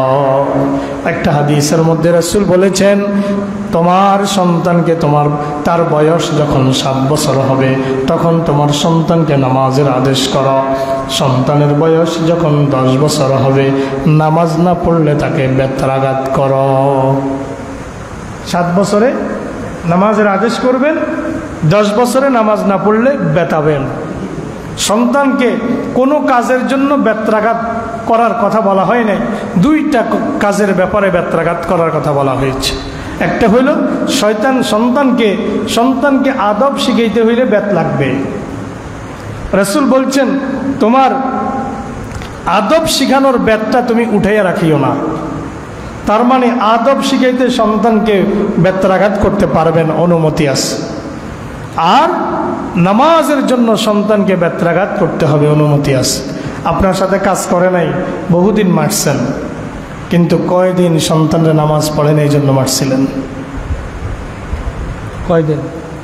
আমি একবার এক জায়গায় বেড়াইতে গেছি, এটা আমার বিয়ের পরের ঘটনা। এই জন্য বলছি বিয়ের পরের ঘটনা, আপনারা হয়তো মনে করবেন যে ছোটোকালের ঘটনা কিনা। না, আমার মোটামুটি 30 আপ যখন বয়স হয়েছে তখনকার ঘটনা। এক বাড়িতে বেড়াইতে গেছি, তো বাড়িওয়ালা যিনি কর্তা তিনি আমাকে ঘুম থেকে জাগাইছে, ফজরের জন্য ডাকতেছে। তিনি ডাকার সাথে সাথে আমি ওনাকে জবাব দিছি যে আমি উঠছি, আমি নামাজের জন্য রেডি, মসজিদে যাওয়ার জন্য রেডি। কিন্তু ওই মুহূর্তে ওনার একটা উপযুক্ত ছেলে সামনের রুমেই শোয়া। আমি যে রুমে শুইলাম, আমি ওই রুমে, ছেলের রুমের মানে ড্রয়িং রুমে একটা খাটে ওনার উপযুক্ত ছেলে শোয়া। ড্রয়িং রুমের উপর দিয়ে আগ দরজা দিয়ে আমি বের হব, আমি লক্ষ্য করলাম উনি ওনার ছেলেকে একবারও ডাকলেন না, কিন্তু আমারে ডাকছে। উনি নিজেও নামাজে গেছে, আমাকেও ডাকছে, কিন্তু উপযুক্ত ছেলেটাকে ডাকলেন না। ওয়ামুর আহলাকা বিসসালাতে, তোমার পরিবারকে নামাজের জন্য বলো। ওয়াস্তাবির আলাইহা, আর এটার উপরে ইস্তেকামত থাকো। নামাজ থেকে ডাক দেওয়া পরিত্যাগ করা যাবে না। স্ত্রী নামাজ পড়ে আপনি জানেন, এরপরও যদি আপনি অফিসে থাকেন, আদালতে থাকেন, ব্যবসায় থাকেন, দোকানে থাকেন, বাড়িতে ফোন দিলেন স্ত্রীর কাছে নামাজ পড়ছনি, আপনি জানেন স্ত্রী নামাজ পড়বে, এরপরে যে আপনি খোঁজ নিলেন আপনার দায়িত্ব আদায় হয়ে গেল। এরপরে যে আপনি খোঁজ নিলেন, একটা টাকা খরচ করে 1 মিনিট কথা বললেন, ওই একটা টাকা আপনার জন্য এটাও সাদাকার সওয়াব হয়ে যাবে। কারণ আপনি এখানে প্রেম আলাপ করার জন্য ফোন দেন নাই, আপনি ফোন দিয়েছেন স্ত্রীকে নামাজের কথা স্মরণ করিয়ে দেওয়ার জন্য। ওয়াস্তাবির আলাইহা, এটার উপরে তোমরা সবর করো, ধৈর্য ধারণ করো, ইস্তেকামত থাকো, বদ্ধমূল থাকো, এটার থেকে সরে যাবে না। আল্লাহ পাক অন্য আয়াতে বলেন, ইয়া আইয়ুহাল্লাযীনা আমানু কু আনফুসাকুম ওয়া আহলিকুম নারা, হে ইমানদার লোকেরা, তোমরা তোমাদের সন্তান সন্ততিকে, পরিবার পরিজনকে জাহান্নামের আগুন থেকে বাঁচাও। কু আনফুসাকুম, নিজে জাহান্নাম থেকে বাঁচাও। ও আহলিকুম নারা, পরিবারকেও জাহান্নাম থেকে বাঁচাও। ওয়াকুদুহান নাস ওয়াল হিজারা, মনে রেখো জাহান্নামের লাকড়ি হবে মানুষ এবং পাথর। জাহান্নামের লাকড়ি হবে মানুষ এবং পাথর। এই জন্য পাথর কাঁদে, পাথর থেকে পানি বের হয়, পাথর থেকে ঝর্ণা বের হয়, পাথর আল্লাহর ভয়ে উপর থেকে নিচের দিকে খসে পড়ে যায়। পাথর জাহান্নামে জ্বলতে হবে, এটাকে কিন্তু পাথর ভয় করে, কিন্তু মানুষের কোনো ফিলিংস নাই, কোনো ভয় নাই। মানুষ নিজের মতো করে চলছে, মনে হয় দুনিয়াই তার সবকিছু, পরকাল বলতে মনে হয় কিছুই নাই, এইভাবে মানুষ চলছে। অথচ আল্লাহ বললেন ওয়াকুদুহান নাস ওয়াল হিজারা, ওই জাহান্নামকে, ওই জাহান্নাম থেকে পরিবারকে বাঁচাও, ওই জাহান্নাম থেকে নিজে বাঁচাও, যে জাহান্নামের লাকড়ি হবে মানুষ এবং পাথর। ওই জাহান্নাম থেকে বাঁচতে চাই তো আমরা, এই জন্য শুধু নিজে ভালো কাজ করলে হবে না, পরিবারকেও ভালো কাজের জন্য বলা লাগবে। নামাজের কথা যেহেতু আসলো, নামাজ সম্পর্কে কিছু কথা না বললেই নয়। আল্লাহ পাক রব্বুল আলামিন কোরআনে মাজিদের সূরা আল মুমিনুনে বললেন, যারা সফল মুমিন তাদের 7টা কোয়ালিটির কথা বলছেন। কয়টা? 1 নম্বরটাও নামাজ সম্পর্কিত, 7 নম্বরটাও নামাজ সম্পর্কিত। 1 নম্বরে বললেন ক্বাদ আফলাহাল মুমিনুন আল্লাযীনা হুম ফি সালাতিহিম খাশিউন, ওই সকল ইমানদাররা সফল যারা তাদের নামাজের মধ্যে বিনয়ী, যারা নামাজে কি বিনয়ী। ওই দিন জোহরের নামাজ পড়তেছিলাম এক মসজিদে, এই রমজানে, এক মুরব্বির দিকে তাকায় দেখি, মুরব্বি দক্ষিণ দিকে বাঁ দিকে তাকায় আছে। কোন দিকে? বাঁ দিকে তাকায় আছে। বুড়া হয়ে গেছে, এখনো নামাজটা এখনো ঠিক করতে পারে নাই। 60 আপ 70 আপ বয়স হয়ে গেছে, এখনো নামাজটা ঠিক করতে পারে নাই। অনেকে নামাজ পড়ে দেখবেন যে মুখ নড়ে না, 2 ঠোঁট বন্ধ নামাজ পড়তেছে, রুকুতে যায় 2 ঠোঁট বন্ধ, সেজদাতে যায় 2 ঠোঁট বন্ধ। এই লোকের নামাজ হবে? কথা কয় না হবে? হবে। নামাজ যদি আপনি মাখরাজ আদায় করে যদি কোরআন পড়তে হয়, ঠোঁট খোলা থাকা লাগবে কি লাগবে না? আপনি যখন কোরআন তেলাওয়াত করবেন, আপনার জিহ্বা সামনে আসবে, পিছে যাবে, উপরে উঠবে, নিচে নামবে, ঠোঁট একবার 2টা একসাথে হবে, একবার ফাঁকা হবে, একবার কম ফাঁকা হবে, একবার বেশি ফাঁকা হবে, হবে কি না? তো ঠোঁট বন্ধ করে রাখলে কোরআনের মাখরাজ কি আদায় হবে? কথা বলেন, তেলাওয়াত কি সহি হবে? আর তেলাওয়াত যদি সহি না হয়, মুখ বন্ধ করে মনে মনে পড়ে, নামাজ হবে? এই লোকের নামাজই হবে না।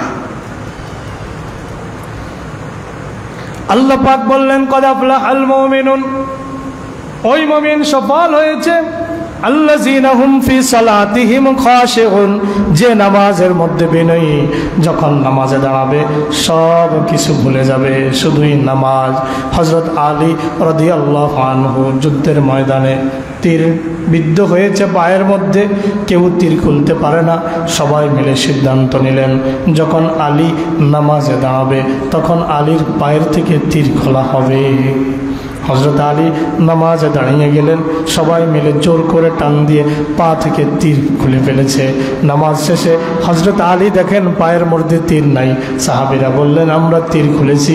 হযরত আলী বললেন, কখন তীর খুলেছ? আমি টেরও পাই না। আল্লাযীনা হুম ফি সালাতিহিম খাশিউন, ওই সকল নামাজি সফল কাম হয়েছে যে নামাজিরা তাদের নামাজের মধ্যে বিনয়ী। 7 নম্বরে বলেছেন, আল্লাযীনা হুম আলা সালাওয়াতিহিম ইউহাফিজুন, যারা তাদের নামাজের ব্যাপারে যত্নবান। নামাজের ব্যাপারে কি? যারা তাদের নামাজের ব্যাপারে যত্নবান। এক লোক নামাজ পড়তেছিল, নামাজ পড়া অবস্থায় লোকটার হাত পা নাড়াচাড়া করে, অঙ্গ প্রত্যঙ্গ নিয়ে খেলা করে, মটকা ফুটা আঙ্গুলের মধ্যে কতক্ষণ মাথা চুলকায়, কতক্ষণ পিঠ চুলকায়, কতক্ষণ কান চুলকায়, কতক্ষণ নাক চুলকায়, এই ভাব করে। আল্লাহর নবী সাল্লাল্লাহু আলাইহি ওয়াসাল্লাম এই লোকটাকে দেখে বললেন, লাউ খাশিয়াত কলবুহু খাশিয়াত জাওয়ারিহু, লাউ খাশিয়াত কলবুহু, যদি তার মনটা আল্লাহকে ভয় করত, তার হৃদয়টা যদি আল্লাহকে ভয় করত, তার অঙ্গ প্রত্যঙ্গ আল্লাহকে ভয় করত। সুবহানাল্লাহ। আপনার অন্তরে যদি আল্লাহর ভয় না থাকে, আপনার চোখে আল্লাহর ভয় আসবে না, আপনার কানে আল্লাহর ভয় আসবে না। অন্তরে যদি আল্লাহর ভয় থাকে, এই কান দিয়ে আপনি গান বাদ্য শুনবেন না, অশ্লীল কথা শুনবেন না। যদি আল্লাহর ভয়, অন্তরে যদি আল্লাহর ভয় না আসে, কানের মধ্যে আল্লাহর ভয় জাগ্রত হবে না। অন্তরে যদি আল্লাহর ভয় না আসে, চোখে আল্লাহর ভয় আসবে না। অন্তরে যদি আল্লাহর ভয় থাকে, বেগানা মহিলা রাস্তা এক নজর পড়ে গেছে, আর দ্বিতীয়বার নজর না দিয়া চোখটা নিচের দিকে চলে যাবে, কারণ এটা আল্লাহ নিষেধ করেছেন, কুল্লিল মুমিনিনা ইয়াগুদ্দু মিন আবসারিহিম ওয়া ইয়াহফাযু ফুরুজাহুম। মনের মধ্যে তখন চলে যাবে, আমার আল্লাহ তো বেগানা নারীর দিকে তাকাতে নিষেধ করেছে। একটা নজর চলে যাইতে পারে চলাফেরার পথে, কিন্তু বান্দা দ্বিতীয়বার নজর দিবে না। এই জন্য দিবে না, বান্দার অন্তরে কার ভয় আছে? অন্তরে যদি ভয় থাকে, কলবে যদি ভয় থাকে, চোখে আল্লাহর ভয় সৃষ্টি হবে, কানে আল্লাহর ভয় সৃষ্টি হবে, হাতে আল্লাহর ভয় সৃষ্টি হবে। আল্লাহর নবী বলেন, লাউ খাশিয়াত কলবুহু খাশিয়াত জাওয়ারিহু, যদি এই লোকটা অন্তরে আল্লাহর ভয় থাকতো, তার হাত পায়ের মধ্যে অঙ্গ প্রত্যঙ্গের মধ্যেও আল্লাহর ভয় জারি হয়ে যেত। এজন্য সব কিছুর আগে অন্তরের মধ্যে আল্লাহর ভয়কে জায়গা দিতে হবে। যেই লোকটার অন্তরে আল্লাহর ভয় আছে, ওই লোকটাই হাত দিয়ে কারো কোনো ক্ষতি করতে পারে না, হাতের শক্তি দিয়েও না, কলমের জোরেও না। যে লোকটার অন্তরে আল্লাহর ভয় আছে, তার এই পা কোনো অন্যায় কাজে জড়িত থাকতে পারে না। লাউ খাশিয়াত কলবুহু খাশিয়াত জাওয়ারিহু, অন্তরে যদি ভয় থাকে, নামাজে দাঁড়াইয়া দুষ্টামি করা, শয়তানি করা, অঙ্গ প্রত্যঙ্গ নিয়ে খেলাধুলা করা, এগুলা বান্দা করতে পারে না। যে নামাজে দাঁড়ায় অঙ্গ পতঙ্গ নিয়ে খেলাধুলা করে, বুঝতে হবে এই লোকটার অন্তরে আল্লাহর ভয় নাই। এই জন্য আল্লাহ পাক রব্বুল আলামিন তার প্রিয় নবীর মাধ্যমে জানায়া দিয়েছেন। নবী বলেছেন নামাজে একাগ্রতা লাগবে। কি লাগবে? হুজুরি কলব লাগবে, একাগ্রতা লাগবে। আনতা বুদাল্লাহা কান্নাকা তারাহু ফাইল্লাম তাকুন তারাহু ফাইন্নাহু ইয়ারাক। বান্দা যখন নামাজে দাঁড়াবে, বান্দার অন্তরের মধ্যে ফিলিংসটা থাকবে, আমি আল্লাহকে দেখতেছি। যদি বান্দা আল্লাহকে দেখতে না পায়, আর দুনিয়ার এই চর্মচক্ষু দিয়ে আল্লাহকে দেখা সম্ভব নয়, বান্দা অন্তরের মধ্যে ধারণা বদ্ধমূল করবে, এই বিশ্বাস অন্তরের মধ্যে রাখবে, ফাইন্নাহু ইয়ারাক। যদি আল্লাহকে আমি দেখি না, যে আল্লাহর ইবাদতে দাঁড়িয়েছি, ওই আল্লাহ কিন্তু আমাকে দেখছে। আর বান্দা যখন এই ফিলিংস নিয়ে নামাজ পড়বে, সুবহান রাব্বিল আযীম, সুবহান রাব্বিল আযীম, সুবহান রাব্বিল আযীম, বান্দা এইভাবে বলবে না। বান্দা আলহামদুলিল্লাহি রাব্বিল আলামিন আর রহমানির রহিম মালিকি ইয়াউমিদ্দিন ইয়্যাকা না'বুদু ওয়া ইয়্যাকা নাস্তাঈন, এইভাবে তারাবিতে সূরা ফাতিহা বান্দা পড়বে না।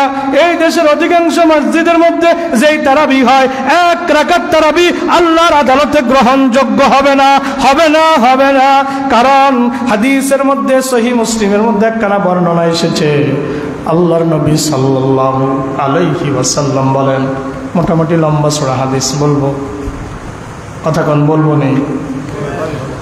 আল্লাহর নবী সাল্লাল্লাহু আলাইহি ওয়াসাল্লাম বলেন, ক্বাল আল্লাহু তাআলা কাসামতু সালাতা বাইনি ওয়া বাইনা আবদি নিসফাইনি। নামাজটাকে আমি আমার আর বান্দার মাঝে ভাগ করে নিয়েছি। নামাজ অর্ধেকটা বান্দার, অর্ধেকটা আমার। সুবহানাল্লাহ।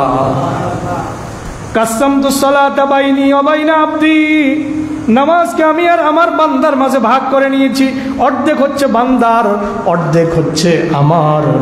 আল্লাহ রাসূল বলেন, ফাইজা ক্বালা আলহামদুলিল্লাহি রাব্বিল আলামিন, যখন বান্দা নামাজে তাকবীরে তাহরিমাটা বেঁধে যখন বান্দা পড়ে আলহামদুলিল্লাহি রাব্বিল আলামিন, অন্তর থেকে সমস্ত প্রশংসা ওই আল্লাহর জন্য, যিনি বিশ্ব জগতের প্রতিপালক। বান্দা যখন এইভাবে আল্লাহর দিকে রুজু হয়ে প্রশংসা কার করতেছে? এখন আমরা কি কারো প্রশংসা করতে যাই, কই আপনি খুব ভালো মানুষ, আপনি খুব ভালো মানুষ, আপনি খুব ভালো মানুষ। ভাই, আমাদের মতো ভালো মানুষ পৃথিবীতে নাই, বাংলাদেশে নাই। যদি এইভাবে ঘন ঘন বলতে শুরু করি, ওই লোকটাকে আমাকে মানুষ বলবে না, পাগল বলবে। আপনি খুব দানশীল, আপনি খুব সহজ সরল মানুষ, আমাদের মতো ভালো মানুষ এই এলাকার মধ্যে নাই। যদি খুব দ্রুত কথাগুলো বলতে থাকি, একটার পর একটা, একটার পর একটা, দম না নেই, ওই যে আলহামদুলিল্লাহি রাব্বিল আলামিন আর রহমানির রহিম মালিকি ইয়াউমিদ্দিন ইয়্যাকা না'বুদু ওয়া ইয়্যাকা নাস্তাঈন ইহদিনাস সিরাতাল মুস্তাকিম সিরাতাল লাযিনা আন'আমতা আলাইহিম গায়রিল মাগদুবি আলাইহিম ওয়ালাদ-দাল্লিন, একটা শেষ। আপনাকে চিন্তা করা দরকার, আপনি কার সামনে দাঁড়ায়া কার কথা বলতেছেন, কার প্রশংসা করতেছেন। আসসালাতু মুনাজাতু লিরাব্বিল আলামিন, আসসালাতু মুনাজাতু লিরাব্বিল আলামিন। নামাজটা হচ্ছে বান্দার আর আল্লাহর মাঝে কথোপকথন। সুবহানাল্লাহ।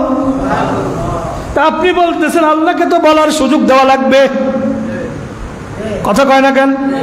আপনি যে বলতেছেন আল্লাহকে বলার সুযোগ দিবেন না, কথা বলেন দিবেন কিনা? আল্লাহকে বলার সুযোগ দিবেন। এই জন্য আপনি থেমে থেমে সূরা ফাতিহা তেলাওয়াত করবেন, আলহামদুলিল্লাহি রাব্বিল আলামিন। আল্লাহর সাথে সাথে ডাক দিয়ে বলে হামেদানি আবদি, সুবহানাল্লাহ। আপনি আল্লাহকে বলার সুযোগ দিলেন কই? আপনি তো থামলেন না, আপনি তো বললেন আলহামদুলিল্লাহি রাব্বিল আলামিন আর রহমানির রহিম মালিকি ইয়াউমিদ্দিন। আপনি তো একটানে সূরা ফাতিহা শেষ দিলেন। আপনিও খুশি, মুসল্লিও খুশি যে তাড়াতাড়ি নামাজ শেষ হয়েছে। কথা কি বুঝতেছেন? আপনিও খুশি, তাড়াতাড়ি শেষ দিয়েছেন। মুসল্লিকে ইমাম সাহেবের মতো আর এত পারফেক্ট ইমাম একটা খুঁজে পাই নাই, তাড়াতাড়ি নামাজ শেষ দিতে পারে। 30 মিনিটে নামাজ 29 রাকাত শেষ, 45 মিনিটে 29 রাকাত শেষ। না সুবহান রাব্বিয়াল আযীম ঠিক মতো পড়া যায়, না সুবহান রাব্বিয়াল আলা ঠিক মতো পড়া যায়, না তাশাহুদ পড়া যায়, না দুরূদ পড়া যায়। দোয়া মারসুরা তো কল্পনাই করা যায় না। এরকম ইমাম আছে না নাই?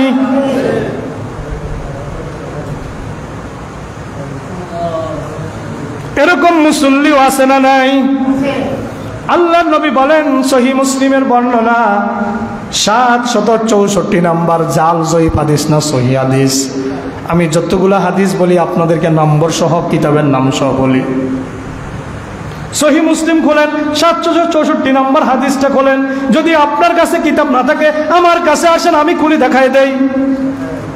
আল্লাহর নবী বলেন, ইজা ক্বালাল আবদু আলহামদুলিল্লাহি রাব্বিল আলামিন, বান্দা যখন বলে আলহামদুলিল্লাহি রাব্বিল আলামিন, সকল প্রশংসা ওই আল্লাহর যিনি বিশ্ব জাহানের প্রতিপালক।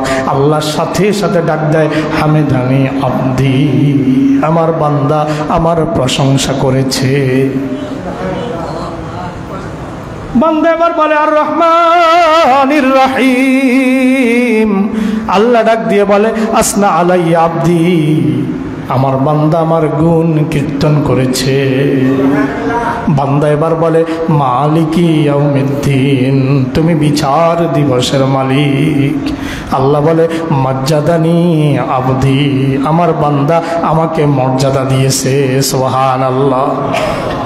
বান্দা এবার বলে ইয়াকা না'বুদু ওয়া ইয়াকা নাস্তাঈন, ও আল্লাহ আমি তোমার ইবাদত করি, তোমার কাছে সাহায্য চাই। আল্লাহ ডাক দিয়া বলে হাজা বাইনি ওয়া বাইনা আবদি, এটা আমার আর আমার বান্দার পার্সোনাল বিষয়। সুবহানাল্লাহ। হাজা বাইনি ওয়া বাইনা আবদি, এটা আমার আর আমার বান্দার বিষয়। বান্দা এবার বলে ইহদিনাস সিরাতাল মুস্তাকিম সিরাতাল লাযিনা আন'আমতা আলাইহিম গায়রিল মাগদুবি আলাইহিম ওয়ালাদ-দাল্লিন। আল্লাহ বলে হাজা বাইনি ওয়া বাইনা আবদি ওয়া লিআবদি মা সাআলা, এটা আমার আর আমার বান্দার বিষয়। আমার বান্দার জন্য তাই বরাদ্দ করলাম, বান্দা আমার কাছে যা চেয়েছে। সুবহানাল্লাহ। বান্দা যা চাইছে আমি বান্দাকে তা দিয়া দিলাম। এটা হইল সূরা ফাতিহা। সেই সূরা ফাতিহাকে আপনি এক টানে পড়েন।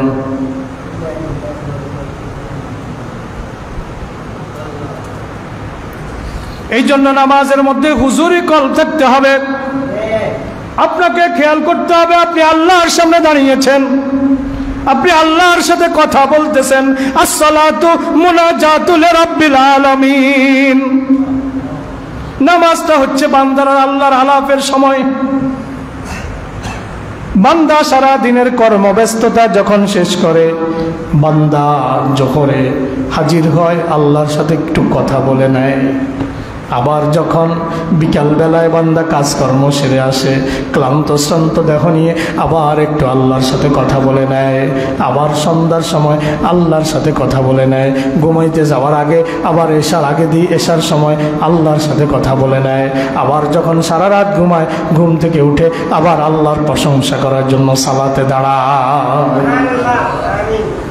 এই জন্য আনতাবুদাল্লাহ কান্নাকা তারাহু ফাইন লাম তাকুন তারাহু ফাইন্নাহু ইয়ারাক, নামাজ এইভাবে পড়ো যেন তুমি আল্লাহকে দেখতেছ, ইবাদত এইভাবে করো যেন তুমি আল্লাহকে দেখতেছ। যদি আল্লাহকে দেখতে নাও পাও, এটা তুমি নিশ্চিত থাকো যে আল্লাহ তোমাকে দেখছে।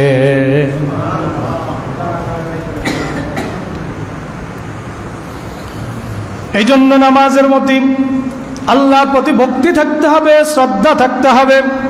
عن أبي قتادة رضي الله عنه قال قال رسول الله صلى الله عليه وسلم أسوأ الناس سرقة الذي يسرق من صلاته قالوا يا رسول الله وكيف يسرق من صلاته قال لا يتم ركوعها ولا سجودها لا يتم ركوعها ولا سجودها رواه أحمد حديث نمبر 885 হাদিসের মান সহিহ। হযরত আবি কাতাদা থেকে বর্ণিত, আল্লাহর নবী বলেন সবচাইতে দুনিয়াতে যত চোর আছে না, রাস্তার টাকা চুরি করে খায়, মসজিদের বরাদ্দের টাকা চুরি করে খায়, মসজিদের সৌর বিদ্যুতের টাকা চুরি করে খায়, মাদ্রাসার টাকা চুরি করে খায়, কালবাটের টাকা চুরি করে খায়, বিধবার কাঠের টাকা চুরি করে খায়, বিজিএফের চাল চুরি করে খায়, খায় কিনা? টিআর কাবিখার টাকা চুরি করে খায়, রডের পরিবর্তে বাঁশ দেয়, দুর্নীতি করে, এরকম চোর বাংলাদেশে আছে না নাই? বঙ্গবন্ধু নাকি বলেছিলেন মানুষ স্বাধীন করে স্বর্ণের খনি পায়, আমি পাইছি চোরের খনি। 7 কোটি বাঙালি, হ্যাঁ কম্বল কত ছিল? 7.5 কোটি বাঙালি, 8 কোটি কম্বল, কিন্তু বঙ্গবন্ধুরটা নাকি ছিল না, সব চুরি। তিনি বলছেন আমি পাইছি চোরের খনি। আসলেই সর্বত্র চোরে ভরে গেছে। বহু মসজিদ, বহু মাদ্রাসা আছে, মাদ্রাসার এক একটা মুহতামিম এক একটা বড় বড় চোর, এক একটা প্রিন্সিপাল এক একটা বড় বড় চোর, স্কুলের হেডমাস্টার এক একটা বড় বড় চোর। এগুলা কেমনে চুরি করে বাউসার বানাইব আর পকেটে টাকা ঢুকাইব, এই ধরনের হেডমাস্টারগুলা, প্রিন্সিপালগুলা, মুহতামিমগুলা অধিকাংশ জাহান্নামে জ্বলবে। কওমি মাদ্রাসা বলেন, আলিয়া মাদ্রাসা বলেন, স্কুল বলেন, কলেজ বলেন, ইউনিভার্সিটি গুলো বলেন, প্রধানের চেয়ারে যেগুলো বসে আছে এগুলোর 99% হইল চোর। 1% ভালো পাওয়া যাবে কিনা সন্দেহ আছে। আল্লাহর নবী বলেন এত চোরের মধ্যে সব চাইতে বড় চোর হইল আসওয়াউন নাসে সারাকাতান আল্লাযী ইয়াসরিকু মিন সালাতিহি। এত চোরের মধ্যে সবচাইতে বড় চোর যেই লোকটা নামাজে চুরি করে। যে লোকটা নামাজে চুরি করে, সাহাবীরা তো হতভম্ব হয়ে গেছে। ওয়াকাইফা ইয়াসরিকু ফি সালাতিহি ইয়া রাসূলুল্লাহ, ইয়া রাসূলুল্লাহ, নামাজে যখন দাঁড়াবে তখন তো আল্লাহর ইবাদত করবে, চুরি করবে কেমনে? সাহাবীরা প্রশ্ন করলেন, ক্বালু ইয়া রাসূলুল্লাহ ওয়াকাইফা ইয়াসরিকু মিন সালাতিহি, হে আল্লাহর নবী নামাজ আবার কেমনে চুরি করবে? কারণ সাহাবীরা তো আমাদের মতো নামাজ শিখে নাই, সাহাবীরা তো আমাদের মতো নামাজ শিখে নাই। একদিন একজন সাহাবী নতুন মুসলমান হয়েছে, নামাজ পড়লো, রাসূল ডাক দিলেন, ডাক দিয়ে বললেন সল্লে ফাইন্নাকা লাম তুসাল্লি, আবার নামাজ পড়ো, তোমার নামাজ হয় নাই। সাহাবী গেলেন, নতুন সাহাবী, আবার নামাজ পড়ছে, রাসূল আবার ডাকছে সল্লে ফাইন্নাকা লাম তুসাল্লি, নামাজ পড়ো, তোমার নামাজ হয় নাই। সাহাবী আবার গেছে, আবার নামাজ পড়ছে, রাসূল আবার ডাকছে সল্লে ফাইন্নাকা লাম তুসাল্লি, নামাজ পড়ো, তোমার নামাজ হয় নাই। নামাজ পড়ো, তোমার নামাজ হয় নাই। এখন রাসূল ইমাম ছিলেন, কি ছিলেন? একদিকে মদিনা রাষ্ট্রের প্রেসিডেন্ট ছিলেন, আরেকদিকে রাসূল মসজিদে নববীর ইমাম ছিলেন। এখন ইমাম সাহেব যদি সভাপতিরে কয়, সভাপতি আপনি যেমনে নামাজ পড়েন, নামাজ তো হয় না, চাকরি থাকবো, ইমামতি টিকবো। সেক্রেটারি যদি কয়, সেক্রেটারি সাহেব আপনি তো কোটি কোটি টাকার মালিক, কিন্তু নামাজ পড়তেছেন, নামাজ তো হয় নাই, আবার নামাজ পড়েন, বলবে তোর মতো বেয়াদব ইমাম দরকার নাই, আজকে গাড়টি গোল কর। কথা বলেন। অথচ ইমামদের দায়িত্ব এটা ছিল, সভাপতিরে ধরে ধরে বলবে নামাজ হয় নাই, নামাজ পড়েন। সেক্রেটারির বলা দরকার ছিল আপনার নামাজ হয় নাই, নামাজ পড়েন। যদি সেক্রেটারির নামাজ সঠিকভাবে হয় আলহামদুলিল্লাহ। বলছি ওই ক্ষেত্রে, যেই ক্ষেত্রে সেক্রেটারি নামাজ পড়তে জানে না, টুকুর টাকুর সেজদা দেয়, মুরকায় যেন খায় দান, আছে না এরকম নামাজ? এজন্য মুসল্লিদেরকে ইমাম সাহেবের চোখে যদি ধরা পড়ে, ইমাম সাহেব বলতে হবে আপনার নামাজ হয় নাই। কিন্তু ইমাম সাহেব বলবে কি, ইমাম সাহেবের অনেক ইমাম সাহেব আছে, আলহামদুলিল্লাহ ভালো ইমাম সাহেবও আছে, কিন্তু অনেক ইমাম সাহেব আছে যার পিছে নামাজ পড়লে তাসবিহগুলা ঠিকমতো পড়া যায় না, দুই সেজদার মাঝখানে ঠিকমতো বসা যায় না, তাশাহুদ, দুরুদ এবং দোয়া মাসুরা ঠিকমতো পড়া যায় না। এরকম ইমাম আছে না নাই? ইমাম মুসল্লিদের শিখাইব কি? ওই নামাজ নিয়া ইমাম সাহেব জাহান্নামে যাবে, মুসল্লিগুলো জাহান্নামে যাবে। হ্যাঁ, মুসল্লি যাবে, এই জন্য মুসল্লি নিজের নামাজও ঠিক নাই, আবার ইমাম সাহেব বলে না। ইমাম যে দিনের পর দিন এরকম নামাজ পড়ায়, একটা মুসল্লিও কথা বলে না। কথা বলেন। এই জন্য ইমাম সাহেবকে ঠিক করার দায়িত্ব মুসল্লিরও আছে। হযরত ওমর ইবনুল খাত্তাব রাদিয়াল্লাহু আনহু রাষ্ট্রের কাপড় ভাগ করছে। আজকে সময় একটু বেশি নিব, এই আলোচনাটা আমি রাখবো না, এই আয়াতটা শেষ করে উঠবো। 4টা বাজলে 4টা বাজবে। আপনারা কি করেন? হ্যাঁ, একটু জিকির করে লা ইলাহা ইল্লাল্লাহ, লা ইলাহা ইল্লাল্লাহ, লা ইলাহা ইল্লাল্লাহ, লা ইলাহা ইল্লাল্লাহ, লা ইলাহা ইল্লাল্লাহ, লা ইলাহা ইল্লাল্লাহু মুহাম্মাদুর রাসূলুল্লাহ সাল্লাল্লাহু আলাইহি ওয়াসাল্লাম। আল্লাহর নবী বলেন আসওয়াউন নাস সারকাতান আল্লাযী ইয়াসরিকু মিন সালাতিহি, সবচাইতে বড় চোর হলো যেই লোক নামাজে চুরি করে। ক্বালু ইয়া রাসূলুল্লাহ, সাহাবীরা বললেন হে আল্লাহর রাসূল, ওয়া কাইফা ইয়াসরিকু মিন সালাতিহি, নামাজে আবার কেমনে চুরি করে?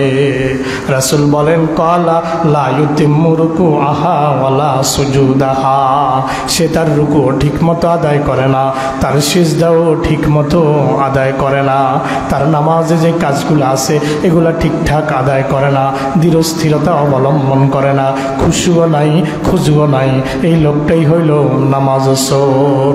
হাদিসের মান সহি মুসনাদে ইমাম আহমদ, হাদিস নম্বর 885। এই জন্য মানুষ নামাজ পড়বে কিন্তু তার নামাজ কারো 10 ভাগের 1 ভাগ কবুল হবে, কারো 9 ভাগের 1 ভাগ, কারো 8 ভাগের 1 ভাগ, কারো 7 ভাগের 1 ভাগ, কারো 6 ভাগের 1 ভাগ, কারো 5 ভাগের 1 ভাগ, কারো 4 ভাগের 1 ভাগ, কারো 2 ভাগের 1 ভাগ, কারো পুরা কবুল হবে। আল্লাহর নবী বলেন আমার কথা নেওয়ার দরকার নাই। আবু দাউদ শরীফের হাদিসের মান হাসান, হাদিস নম্বর 794। আল্লাহর নবী বলেন ইন্নাল আবদা লা ইউসাল্লি সালাতা মা ইউক্তাবু লাহু মিনহা ইল্লা উশরুহা, বান্দা যখন নামাজ পড়ে মা ইউক্তাবু লাহু মিনহা ইল্লা উশরুহা, তার জন্য কোনো সওয়াব লেখা হয় না, তবে ইল্লা উশরুহা 10 ভাগের 1 ভাগ। যেখানে নামাজ পড়ে 10 নম্বর পাইতেন সেখানে পাইলেন কয় নম্বর? 1 নম্বর। কারণ আপনার নামাজে কি ছিল? ত্রুটি ছিল। নামাজ যে কোয়ালিটির সব সেই কোয়ালিটির, নামাজ যতটুকু হবে সওয়াবও ততটুকু হবে। রুকু ঠিক হয়েছে তো রুকুর সওয়াব পাবেন, সেজদা ঠিক হয়েছে তো সেজদার সওয়াব পাবেন, রুকু ঠিক হয় নাই রুকুর সওয়াব পাবেন না, সেজদা ঠিক হয়েছে সেজদার সওয়াব পাবেন। এই জন্য নামাজের সওয়াবে তারতম্য হয়ে যাবে। রাসূল বলেন ইল্লা উশরুহা, কেউ নামাজের সওয়াব পাবে 10 ভাগের 1 ভাগ, তুসুহা 9 ভাগের 1 ভাগ, সুমনুহা 8 ভাগের 1 ভাগ, সুবুহা 7 ভাগের 1 ভাগ, সুদুসুহা 6 ভাগের 1 ভাগ, খুমুসুহা 5 ভাগের 1 ভাগ, রুবুহা 4 ভাগের 1 ভাগ, সুলুসুহা 3 ভাগের 2 ভাগ, নিসফুহা অথবা অর্ধেক। নামাজ যেমন সওয়াবও তেমন। এই জন্য নামাজে অমনোযোগী হওয়া যাবে না। রাসূল বলেছেন সাল্লু কামা রাআইতুমুনি উসাল্লি, ও উম্মতেরা নামাজ পড়ো সেভাবে যেভাবে আমি নবীকে নামাজ পড়তে দেখো। এই জন্য সবচেয়ে বেশি গুরুত্ব দিয়েছেন নবী সালাতের ব্যাপারে। নবী ওফাতের আগে, ওফাত যখন হয়ে যাচ্ছে নবী সেখানেও বলছেন আসসালাত আসসালাত, আমার উম্মতেরা নামাজ নামাজ। নবীর শেষ কথা ছিল নামাজ। আল্লাহ বললেন হাফিজু আলাস সালাওয়াতি ওয়াস সালাতিল উস্তা ওয়া কুমু লিল্লাহি কানিতিন, তোমরা নামাজের ব্যাপারে যত্নবান হও, বিশেষ করে মধ্যবর্তী নামাজ। মধ্যবর্তী নামাজ বলতে কেউ বলেছেন আসরের নামাজ, কেউ বলেছেন ফজরের নামাজ। তোমরা নামাজের ব্যাপারে যত্নবান হও। আর মধ্যবর্তী নামাজের ব্যাপারে বিশেষভাবে যত্নবান হও। রাসূল বলেছেন, যেই ব্যক্তি 2 ওয়াক্ত নামাজে শিথিলতা করবে এটার মধ্যে মুনাফিকি আছে। যেই লোক ফজর নামাজ এবং যেই লোক আসরের নামাজের মধ্যে শিথিলতা করবে ওই ব্যক্তির মধ্যে নেফাকি আছে। মুনাফিক সেনার আলামত হইল এই, যে ব্যক্তির আসর কাজা যায়, ফজর কাজা যায়, যতই ইমানদারের ভাব দেখাক তার মধ্যে মুনাফিকি আছে। মুনাফিকের জন্য 2 ওয়াক্ত নামাজ কঠিন। কয় ওয়াক্ত? মুনাফিকের জন্য 2 ওয়াক্ত নামাজ কঠিন। একটা হইল আসর, একটা হইল ফজর। আল্লাহ বললেন, আকুমু লিল্লাহি কানিতিন, তোমরা আল্লাহর জন্য বিনীতভাবে দাঁড়াও, বিনীতভাবে দাঁড়াও আল্লাহর সামনে। আল্লাহ পাক রব্বুল আলামিন বলেছেন, তোমাদের যত কল্যাণ দরকার সব কল্যাণ তোমরা নামাজের মাধ্যমে চাইবে। ওয়াস্তাঈনু বিস-সাবরি ওয়াস-সালাহ ওয়া ইন্নাহা লাকাবীরাতুন ইল্লা আলাল খাশিঈন। ওয়াস্তাঈনু, তোমরা আল্লাহর কাছে সাহায্য চাও, বিস-সাবরি ওয়াস-সালাহ, ধৈর্য এবং নামাজের মাধ্যমে। কিসের মাধ্যমে? ধৈর্য এবং নামাজের মাধ্যমে আল্লাহর কাছে সাহায্য চাও। আল্লাহ নিজেই বলেন, ওয়া ইন্নাহা লাকাবীরাতুন, এটা বড় শক্ত কাজ। সবাই সবর করতে পারবে না, সবাই নামাজের মাধ্যমে সাহায্য চাইতে পারবে না। তারাই চাইতে পারবে ইল্লা আলাল খাশিঈন, যাদের অন্তরের মধ্যে আল্লাহর ভয় আছে। কার ভয়? যাদের মধ্যে আল্লাহর ভয় আছে। এরা বিপদে পড়লে নামাজে দাঁড়িয়ে যায়, এরা বিপদে পড়লে নামাজ আদায় করে আল্লাহর কাছে সাহায্য চায়, সিজদায় পড়ে পড়ে আল্লাহর কাছে সাহায্য চায়। আল্লাহ পাক বলেন, আল্লাযীনা ইয়াযুন্নুনা আন্নাহুম মুলাকু রাব্বিহিম, তারা বিশ্বাস করে যে তারা তাদের রবের সাথে মিলিত হবে। কার সাথে? ওয়া আন্নাহুম ইলাইহি রাজিউন, তারা আরো বিশ্বাস করে যে তারা তাদের রবের কাছেই ফিরে যেতে হবে। এজন্য যখন নামাজে দাঁড়াবো, নামাজে নিজের গুনাহের কথা চিন্তা করব। কিসের কথা? নিজের গুনার কথা চিন্তা করবেন। নামাজে দাঁড়িয়ে দাঁড়িয়ে দুনিয়ার হিসাব কিতাব চিন্তা করার দরকার নাই। নামাজের মধ্যে দাঁড়িয়ে বান্দা নিজের গুনাহের কথা চিন্তা করবে। ক্বালান নবিয়্যু সাল্লাল্লাহু আলাইহি ওয়াসাল্লাম, মা মিন ইমরিইন মুসলিমিন ইয়াহদুরু সালাতুন মাকতুবাতুন ফায়ুহসিনু উযুআহা ওয়া খুশুআহা ওয়া রুকুআহা ইল্লা কানাত কাফারাতান লিমা ক্বাবলাহা মিনাজ যুনুবি মা লাম ইউতি কাবীরাতান ওয়া যালিকা দাহরা কুল্লাহু। রাওয়াহু মুসলিম। 431 নম্বর সহিহ মুসলিম। আল্লাহর নবী বলেন, কোন ব্যক্তির সামনে যখন কোনো নামাজের সময় উপস্থিত হবে, কোনো ফরজ নামাজের সময় যখন উপস্থিত হবে, ব্যক্তি ফায়ুহসিনু উযুহা, উযুটা ঠিকঠাকভাবে সুন্দরভাবে উযু করবে। অনেকের তো উযুই হয় না, আছে না নাই? এখান থেকে কোনোরকম ধোয়, এখানে এই যে আপনার পুরা মুখমণ্ডল, পুরা চুলের এখান থেকে গোড়া থেকে থুতনির নিচ পর্যন্ত, চুলের গোড়া থেকে থুতনির নিচ পর্যন্ত, 2 কান, এই কানের লতি থেকে এই কানের লতি পর্যন্ত, পুরাটাকে মুখমণ্ডল বলে। এই মুখমণ্ডল ভালোভাবে ধৌত করতে হবে। কমপক্ষে 3 বার মুখের মধ্যে পানি দিয়ে, প্রথমবার পানি দিবেন, ভালো করে কসলায়া নেবেন, সব জায়গা হাতায়া নেবেন যেন পশমের গোড়ায় গোড়ায় পানি পৌঁছে যায়। আবার পানি দিবেন, আবার একটু হাতায়া নেবেন, 3বার পানি দিবেন। যাদের দাড়ি আছে 1 কোষ পানি হাতে নেবেন, লাগাবেন, দাড়ির গোড়ায় যেন পানি পৌঁছে যায়। কনুই সহ হাত ধৌত করতে হবে, গোড়ালি সহ পা ধৌত করতে হবে। আমি পরশ একটা বললাম, সুন্নতগুলো তো আপনারা জানেন। কুলি করবেন, নাকে পানি দিবেন। এখন নাকে পানি দিয়ে শুধু মেলায়, এটা নাকে পানি কয় না। নাকে পানি দেওয়ার সুন্নত নিয়ম হচ্ছে, হাতের তালুতে পানি নেবেন, নাক দিয়ে টান দিবেন, এই পর্যন্ত পানি পৌঁছাবেন। নাক দিয়া পানি টান দিতে হবে। পানি রইল নাকে পানি দেওয়া। আমরা তো পানি মেলাই, আমরা পানি কি করি? মেলাই। নাক দিয়ে টান দিয়ে পানি উঠাবেন, এরপরে নাককে ঝাড়া দিবেন। এই নাক সাপ দিবেন, ঝাড়া দিবেন, এই নাক সাপ দিবেন, ঝাড়া দিবেন। পানি আবার নিচে নেমে আসবে। এইভাবে যদি কেউ নাক দিয়া পানি টানে দৈনিক 5 বেলা, তার জীবনও নাসার ব্যারাম হবে না, নাসায় জীবনও তাকে কষ্ট দিবে না। তবে অনেক সময় পানির টানের লগে বেশি উপরে উঠে গেলে মাথার এক সাইড ছিনছিনাবে, ভয়ের কারণ নাই, কিছুক্ষণ পরে ছিনছিনানি ভালো হয়ে যাবে। এটা হলো পানি দেওয়া। গড়গড়ার সাথে একটু কুলি করা, আর অজুর আগে মেসওয়াক করা সুন্নাত। রাসূল বলেন, যে ব্যক্তি সুন্দরভাবে উজু করলো, তারপরে কি করলো, ওয়াখুশু আহা, ভয় ভীত অন্তরে নামাজ পড়লো, ওয়ারুকু আহা, রুকুগুলোকে সুন্দরভাবে আদায় করলো। খেয়াল করেন, রুকুকে সুন্দরভাবে আদায় করলো, তার মানে নামাজের সকল আহকামগুলো সুন্দরভাবে আদায় করলো। রাসূল বলেন, ইল্লা কানাত কাফফারাতান লিমা ক্বাবলাহা মিনাজ যুনুব, এই নামাজটা পড়ার আগ পর্যন্ত তার আমলনামায় যত গুনাহ ছিল, এই নামাজের সাথে সাথে তার গুনার কাফফারা হয়ে যাবে। সুবহানাল্লাহ। মা লাম ইউতি কাবীরাতান, যতক্ষণ না সে কবিরা গুনাহ করে।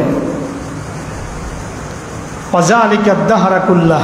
এখন বলবেন, হুজুর এটা কয়দিন এরকম হবে, এরকম মাপ কতদিন করবে? রাসূল বলেন, এটা এই সুযোগ সারা জীবন বিদ্যমান থাকবে। সুবহানাল্লাহ। এই অবস্থা সব সময় বিদ্যমান থাকবে। তাহলে নামাজ কবুল হওয়ার জন্য ওযু ভালোভাবে করা শর্ত। শরীয়তের একটা উসুল আছে, মুকদ্দমাতুল ফরজে ফরজুন, মুকদ্দমাতুল হারামে হারামুন। ফরজের মুকদ্দমাও ফরজ, মুকদ্দমা মানে শুরু। এখন নামাজ পড়া ফরজ, কোরআন তেলাওয়াত করা ফরজ না, নামাজ পড়া কি ফরজ। তো ফরজের মুকদ্দমা কি? ফরজের মুকদ্দমা কি? ওযু। মানে মুকদ্দমাতুল ফরজে ফরজুন, তাহলে নামাজ হইল ফরজ, তো ফরজের শুরুটা কি? নামাজের শুরু হইল ওযু, তো ওযু করাও কি ফরজ, ওযু করাও ফরজ। আর কোরআন তেলাওয়াতের কথা বলছি, যে কোরআন তো বিনা ওযুতে স্পর্শই করা যাবে না, বিনা ওযুতে লা ইয়ামাসসুহু ইল্লাল মুতাহহারুন, পবিত্রতা অবস্থা ব্যতীত কোরআনকে স্পর্শ করবে না। এটা কোরআনের সম্মান, এটা কোরআনের ইজ্জত, এটা কোরআনের কি ইজ্জত। তাহলে মুকদ্দমাতুল ফরজে ফরজুন, ফরজের মুকদ্দমা ফরজ, মানে নামাজ ফরজ, নামাজের জন্য ওযু করাও ফরজ। তাহলে ওযু, নামাজ কবুল হইতে হইলে ওযু সুন্দর হওয়া লাগবে। ওযু যদি সুন্দর না হয় নামাজ কবুল হবে না। আবার তায়াম্মুম তো করবে যখন পানি থাকবে না, অথবা শরীয়তে কোনো ওজর আছে, কোনো লোকের হাত কেটে গেছে, এখানে এতটুকু ব্যান্ডেজ, এখন এই ওযু করবে কেমনে? ডাক্তার বলছে 1 মাস পর্যন্ত পানি ব্যবহার করবেন না, এখন সে তায়াম্মুম করবে। কথা কি বুঝতেছেন? হাত ভেঙে গেছে, হাড্ডি ভেঙে গেছে, প্লাস্টার করে দিছে, এখন প্লাস্টার 21 দিন পর্যন্ত খোলা যাবে না, এখন নামাজ পড়বে না? নামাজ তো পড়বে, ইশারায় হইলেও তো পড়বে। এখন সে তায়াম্মুম করবে, নিজে না করতে পারলে কেউ তাকে তায়াম্মুম করাইয়া দিবে। কথা কি বুঝতেছেন? এটা হইল অবস্থা ভেদে, এটা তো আর সব সময় না। আর মুকদ্দমাতুল হারামে হারামুন, হারামের মুকদ্দমাও হারাম। গাঞ্জা খাওয়া সম্ভব না যদি কেউ বিড়ি সিগারেটের অভ্যাস না থাকে। গাঞ্জা খাওয়া সম্ভব না যদি বিড়ি সিগারেটের অভ্যাস না থাকে। এই জন্য ইয়াবাক সেবন করা সম্ভব না যদি বিড়ি সিগারেটের অভ্যাস না থাকে। এই জন্য বিড়ি সিগারেটও হারাম। কথা বুঝতে পারছেন নি? বিড়ি সিগারেট কিন্তু এমনিই হারাম। এখানে যদি কেউ থাকেন, আমি অনুরোধ করব ত্যাগ করেন। এই ব্যাপারে কোরআনের স্পষ্ট দলিল আছে। আল্লাহ তাআলা বলেন, ওয়ালা তুলকু বিআইদিকুম ইলা তাহলুকাত। হাফেজ সাহেবরা আসেনি কোরআনে? আল্লাহ বলেছেন, তোমরা নিজেরা নিজেদেরকে ধ্বংসের দিকে ঠেলে দিও না। নিজেকে ধ্বংসের দিকে ঠেলে দেওয়া হারাম। যে ফাঁসি দেয় সে নগদে মরে যায়, যে বিষ খায় সে নগদে মরে যায়, যে ছাদের থেকে লাফ দিয়ে 10 তলা থেকে আত্মহত্যা করে নগদে মরে যায়, যে নদীতে ঝাঁপ দেয় নগদে মরে যায়। এইটা যেরকম হারাম, বিড়ি খাওয়া হারাম। কেন? ওই লোক নিজকে ধ্বংসের দিকে ঠেলে দিছে, ধ্বংসটা তাৎক্ষণিক হয়ে গেছে, আর যেই লোক বিড়ি খাইলো, যেই লোক সিগারেট টানলো, যেই লোক গাঞ্জা টানলো, যেই লোক ইয়াবা টানলো, এই লোক যদিও সাথে সাথে মরে না, কিন্তু এই লোকের এই দেখবেন বিড়ির গায়ের মধ্যে প্যাকেটের মধ্যে লেখা থাকে ধূমপানে স্ট্রোক হয়, ধূমপানে ক্যান্সার হয়। দেখবেন ক্যান্সারের ফুসফুসের ক্যান্সারের ছবি বিড়ির প্যাকেটের মধ্যে সেট করা আছে, আছে না নাই? কথা বলেন, আছে না নাই? তাইলে ধূমপান করলে নগদে মরে না, কিন্তু মানুষকে মৃত্যুর দিকে নিয়ে যায়। আল্লাহ বলছেন তোমরা নিজেরা নিজেদেরকে ধ্বংসের দিকে ঠেলে দিও না। নিজেরা নিজেদেরকে ধ্বংসের দিকে ঠেলে দেওয়া হারাম। এবার ধ্বংসটা একবারে হয়ে যাক অথবা ধ্বংসটা 10 বছরে হোক, কিন্তু তোমরা নিজেদেরকে ধ্বংসের দিকে ঠেলে দিও না। কথাকার আমার না আল্লাহর? আমার না আল্লাহর?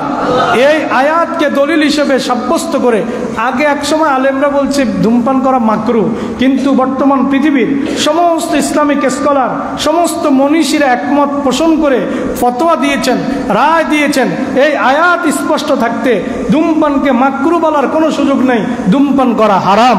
এজন্য আমিও বিগত কয়েক বছর থেকে বলে আসছি হারাম, ওলামায়ে কেরাম বলছেন হারাম।